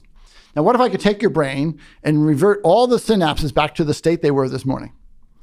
And then I said to you, Lex, were you conscious when you ate the bagel? And you said, no, I wasn't conscious. I said, here's a video of eating the bagel. And you said, I wasn't there. That's not possible because I must have been unconscious at that time. So we can just make this one-to-one correlation between memory of your body's trajectory through the world over some period of time, a memory of it, and the ability to recall that memory is what you would call conscious. I was conscious of that. It's a self-awareness. And any system that can memorize what it's done recently and bring that back and invoke it again would say, yeah, I'm aware. I remember what I did. Yep. All right, I got it. That's an easy one, although some people think that's a hard one. The more challenging part of consciousness is one that's sometimes used going by the word of qualia, which is, why does an object seem red? Or what is pain? And why does pain feel like something? Why do I feel redness? Or why do I feel painness? And why, and then I could say, well, why does sight seems different than hearing? It's the same problem. It's really, these are all just neurons. And so how is it that, why does looking at you feel different than, hearing you? Mm-hmm. It feels different, but there's just neurons in my head. They're all doing the same thing. So that's an interesting question. The best treatise I've read about this is by a guy named O'Regan. He wrote a book called Why Red Doesn't Sound Like a Bell. It's a little, it's not a trade book easy to read, but it's an interesting question. Take something like color. Color really doesn't exist in the world. It's not a property of the world. The property of the world that exists is light frequency, and that gets turned into, we have certain cells in the retina that respond to different frequencies, different than others. And so when they enter the brain, you just have a bunch of axons that are firing at different rates. And from that, we perceive color. But there is no color in the brain. There's no color coming in on those synapses. It's just a correlation between some axons and some property of frequency. And that isn't even color itself. Frequency doesn't have a color. It's just what it is. So then the question is, well, why does it even appear to have a color at all? Just as you're describing it, there seems to be a connection to those ideas of reference frames. It just feels like consciousness having the subject, assigning the feeling of red to the actual color or to the wavelength is useful for intelligence. Yeah, I think that's a good way of putting it. It's useful as a predictive mechanism or useful as a generalization idea. It's a way of grouping things together to say it's useful to have a model like this. Yes. Think about there's a well-known syndrome that people who've lost a limb experience called phantom limbs. And what they claim is they can have their arm is removed, but they feel their arm. They not only feel it, they know it's there. Yeah. It's there. I know it's there. They'll swear to you that it's there, and then they can feel pain in their arm, and they'll have pain in their finger. And if they move their non-existent arm behind their back, then they feel the pain behind their back.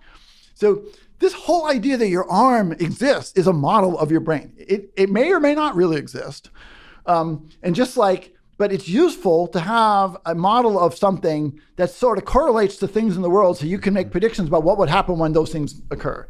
It's a little bit of a fuzzy, but I think you're getting right towards the answer there. It's useful for the model of to express things certain ways that we can then map them into these reference frames and make predictions about them. I need to spend more time on this topic. It doesn't bother me. Do you really need to spend more time? Yeah, no, it does feel special that we have subjective experience, but I'm yet to know why. I'm just personally curious. It's not necessary for the work we're doing here. I don't think I need to solve that problem to build intelligent machines at all. Not at all. But there is sort of the silly notion that you described briefly that doesn't seem so silly to us humans is, if you're successful building intelligent machines, it feels wrong to then turn them off. Because if you're able to build a lot of them, it feels wrong to then be able to turn off the... Well, why? But let's break that down a bit. As humans, why do we fear death? There's two reasons we fear death. Well, first of all, I'll say when you're dead, it doesn't matter. Oh, who cares? You're dead. Right. So why do we fear death? We fear death for two reasons. One is because we are programmed genetically to fear death. That's a survival and propagating the genes thing. And we also are programmed to feel sad when people we know die. We don't feel sad for someone we don't know dies. There's people dying right now. They're only conversation. I don't feel bad about them because I don't know them. But if I knew them, I'd feel really bad. So again, these are old brain, genetically embedded things that we fear death. There's outside of those uncomfortable feelings, there's nothing else to worry about. Well, wait, hold on a second. Do you know the Denial of Death by Becker? No. There's a thought that death is, our whole conception of our world model kind of assumes immortality. And that death is this terror that underlies it all. So well, some people's world model, not mine. But, okay, so what Becker would say is that you're just living in an illusion. You've constructed an illusion for yourself because it's such a terrible terror. The fact that What's the illusion? The illusion that death doesn't matter. You're still not coming to grips with... The illusion of what? That death is... going to happen.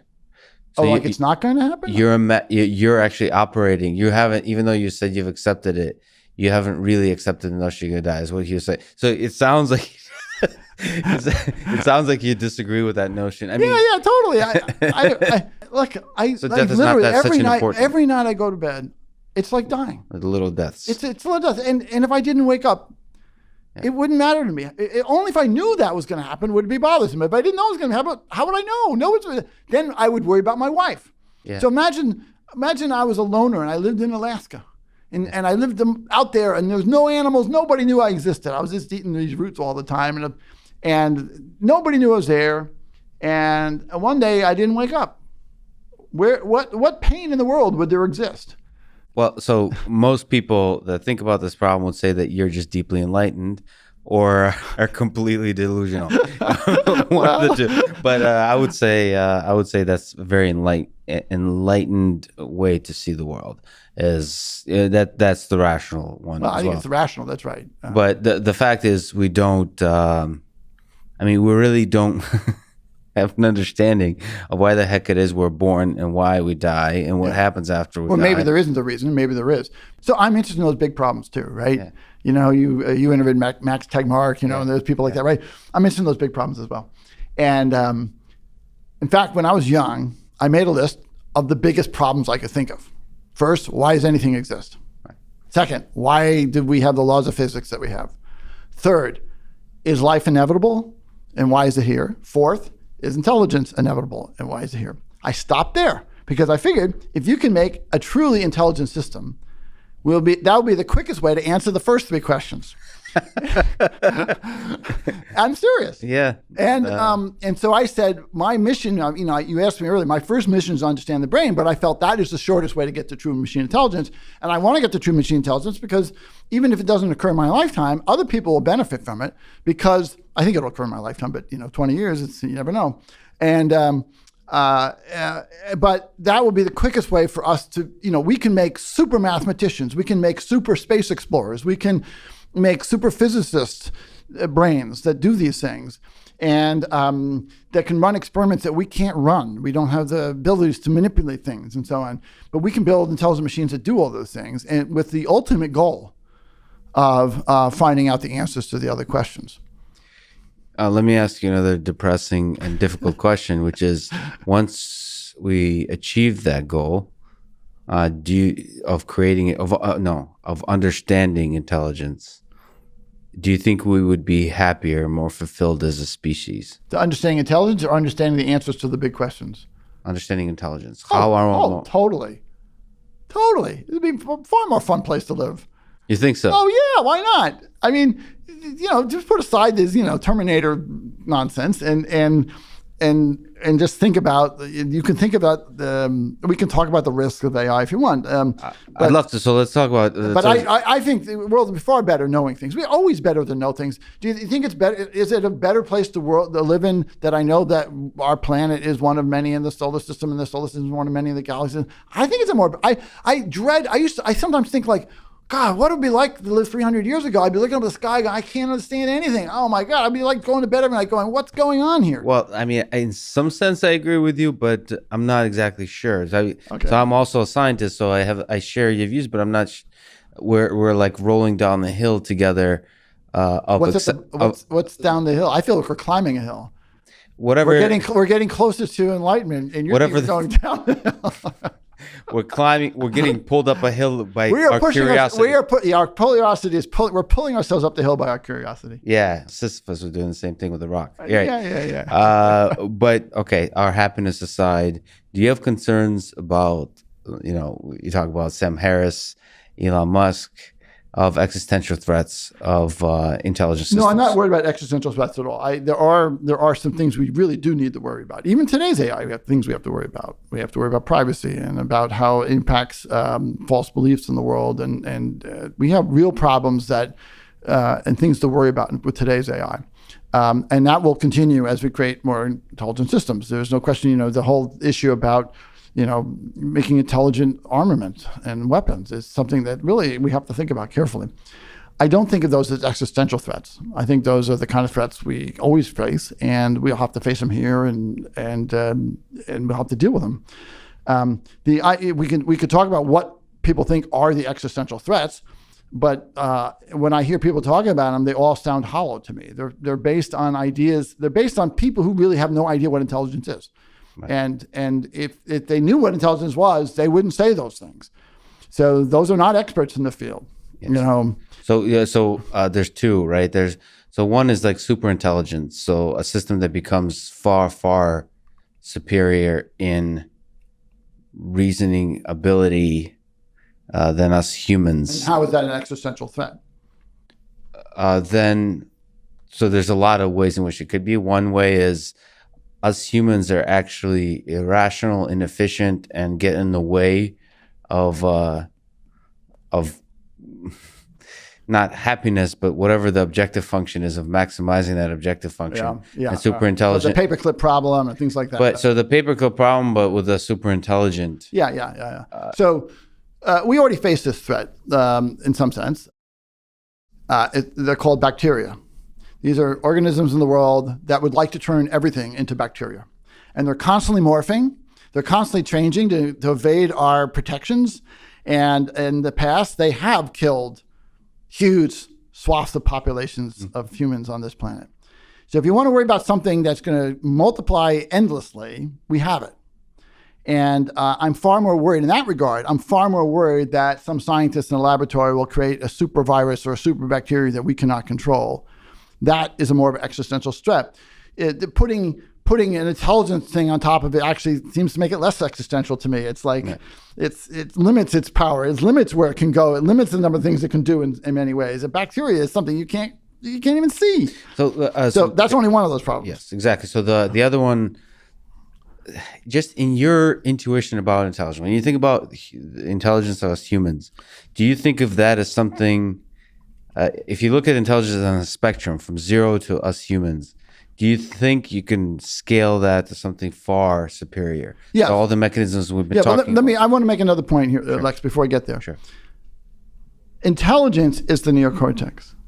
It is not the entire brain. If the goal is not to make a human. The goal is not to make an emotional system. The goal is not to make a system that wants to have sex and reproduce. Why would I build that? If I want to have a system that wants to reproduce and have sex, make bacteria, make computer viruses. Those are bad things. Don't do that. Those are really bad. Don't do those things. Regulate those.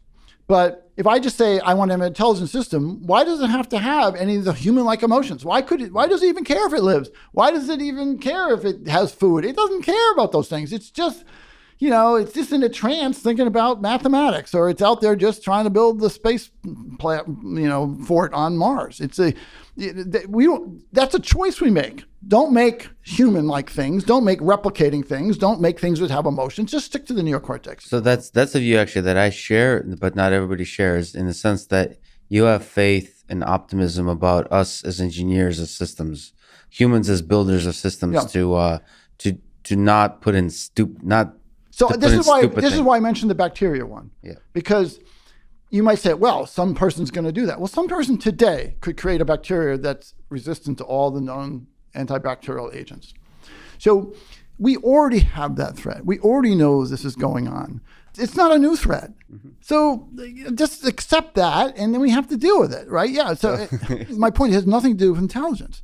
Yeah. Intelligence is a separate component that you might apply to a system that wants to reproduce and do stupid things. Yeah. Let's not do that. Yeah. In fact, it is a mystery why people haven't done that yet. My dad, as a physicist, believes that the reason, so for example, nuclear weapons haven't proliferated amongst evil people. So one belief that I share is that there's not that many evil people in the world that would use whether it's bacteria or nuclear weapons or maybe the future AI systems to do bad. So the fraction is small. And the second is that it's actually really hard technically. Yeah.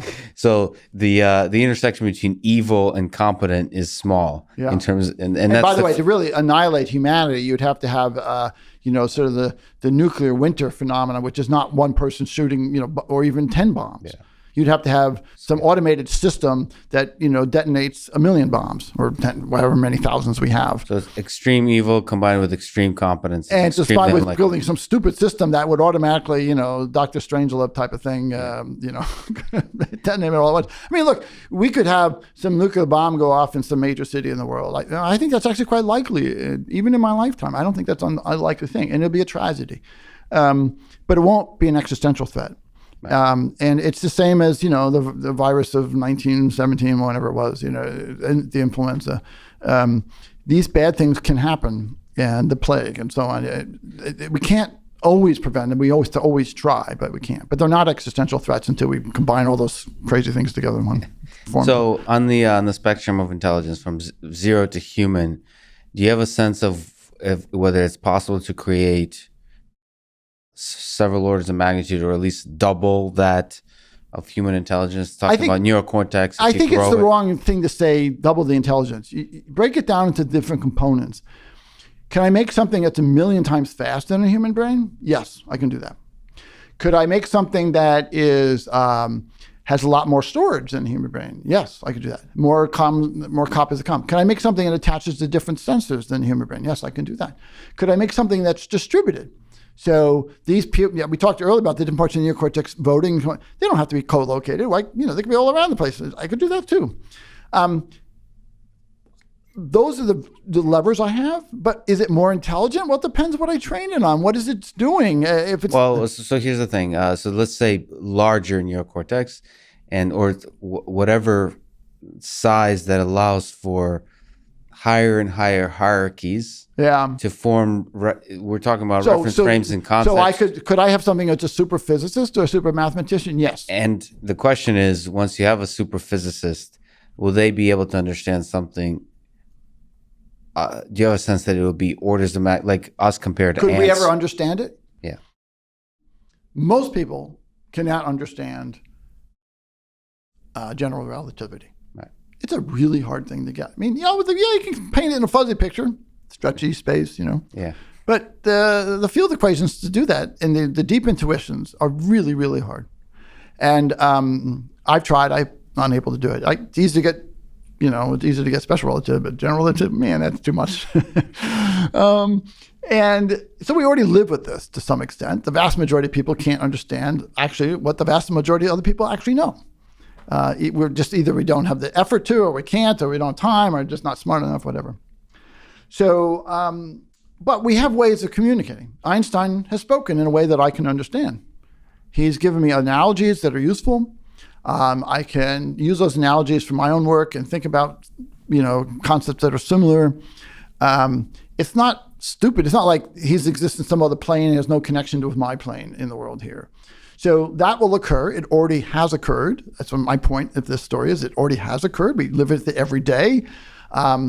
One could argue that when we create machine intelligence that think a million times faster than us, that it'll be so far we can't make the connections. But, at the moment, everything that seems really, really hard to figure out in the world, when you actually figure it out, it's not that hard. Almost everyone can understand the multiverses. Almost everyone can understand quantum physics. Almost everyone can understand these basic things, even though hardly any people could figure those things out. Yeah, but really understand. So, but you don't need to really. Only a few people really understand. You need to only understand the projections, the sprinkles of the useful insights. So, that was my example of Einstein, right? His general theory of relativity is one thing that very, very, very few people can get. And what if we just said those other few people are also artificial intelligences? How bad is that? In some sense, they are, right? Yeah, right. They say already. I mean, Einstein wasn't a really normal person. He had a lot of weird quirks, and so the other people who work with him. So maybe they already were sort of this astral plane of intelligence that. We live with it already. It's not a problem. It's still useful, and So, do you think we are the only intelligent life out there in the universe? I would say that intelligent life has and will exist elsewhere in the universe. I'll say that. There is a question about contemporaneous intelligence life, which is hard to even answer when we think about relativity and the nature of space-time. We can't say what exactly is this time someplace else in the world. But I think it's I do worry a lot about the filter idea, which is that perhaps intelligent species don't last very long. And so we haven't been around very long. And as a technological species, we've been around for almost nothing, right? 200 years, something like that. And we don't have a good data point on whether it's likely that we'll survive or not. So do I think that there have been intelligent life elsewhere in the universe? Almost certainly, of course. In the past, in the future, yes. Does it survive for a long time? I don't know. This is another reason I'm excited about our work, meaning the general world of AI. I think we can build intelligent machines that outlast us. They don't have to be tied to Earth. They don't have to, I'm not saying they're recreating, aliens. I'm just saying, if I ask myself, and this might be a good point to end on here. If I ask myself, what's special about our species? We're not particularly interesting physically. We don't fly. We're not good swimmers. We're not very fast. We're not very strong. It's our brain. That's the only thing. And we are the only species on this planet that's built a model of the world that extends beyond what we can actually sense. We're the only people who know about the far side of the moon and the other universes and other galaxies and other stars and about what happens in the atom. That knowledge doesn't exist anywhere else. It's only in our heads. Cats don't do it, dogs don't do it, monkeys don't do it. It's just not. And that is what we've created that's unique. Not our genes, it's knowledge. And if I ask me, what is the legacy of humanity? What should our legacy be? It should be knowledge. We should preserve our knowledge in a way that it can exist beyond us. And I think the best way of doing that, in fact, you have to do it, is it has to go along with intelligent machines that understand that knowledge. It's a very broad idea, but we should be thinking, I call it estate planning for humanity. We should be thinking about what we want to leave behind when as a species we're no longer here. And that'll happen sometime. Sooner or later, it's going to happen. So. And understanding intelligence and creating intelligence gives us a better chance to prolong. It does give us a better chance to prolong life. Yes. It gives us a chance to live on other planets. But even beyond that, our solar system will disappear one day. Just give it enough time. So I don't know. I doubt we will ever be able to travel to other things. But we could tell the stars, but we could send intelligent machines to do that. So you have an optimistic, a hopeful view of our knowledge of the echoes of human civilization living through the intelligent systems we create? Oh, totally. Well, I think the intelligent systems are greater in some sense the vessel for bringing them beyond Earth, or making them last beyond humans themselves. So, how do you feel about that? That they won't be human, quote unquote. Who cares? It's not but human. What is human? Our species are changing all the time. Yeah. Human today is not the same as human just 50 years ago. What is human? Do we care about our genetics? Why is that important? As I point out, our genetics are no more interesting than a bacterium's genetics. They're no more interesting than a monkey's genetics. What we have, what's unique and what's valuable is our knowledge, what we've learned about the world, and that is the rare thing. That's the thing we want to preserve. Who cares about our genes? That's not it's the knowledge. It's the knowledge. That's a really good place to end. Thank you so much for talking today. It was fun.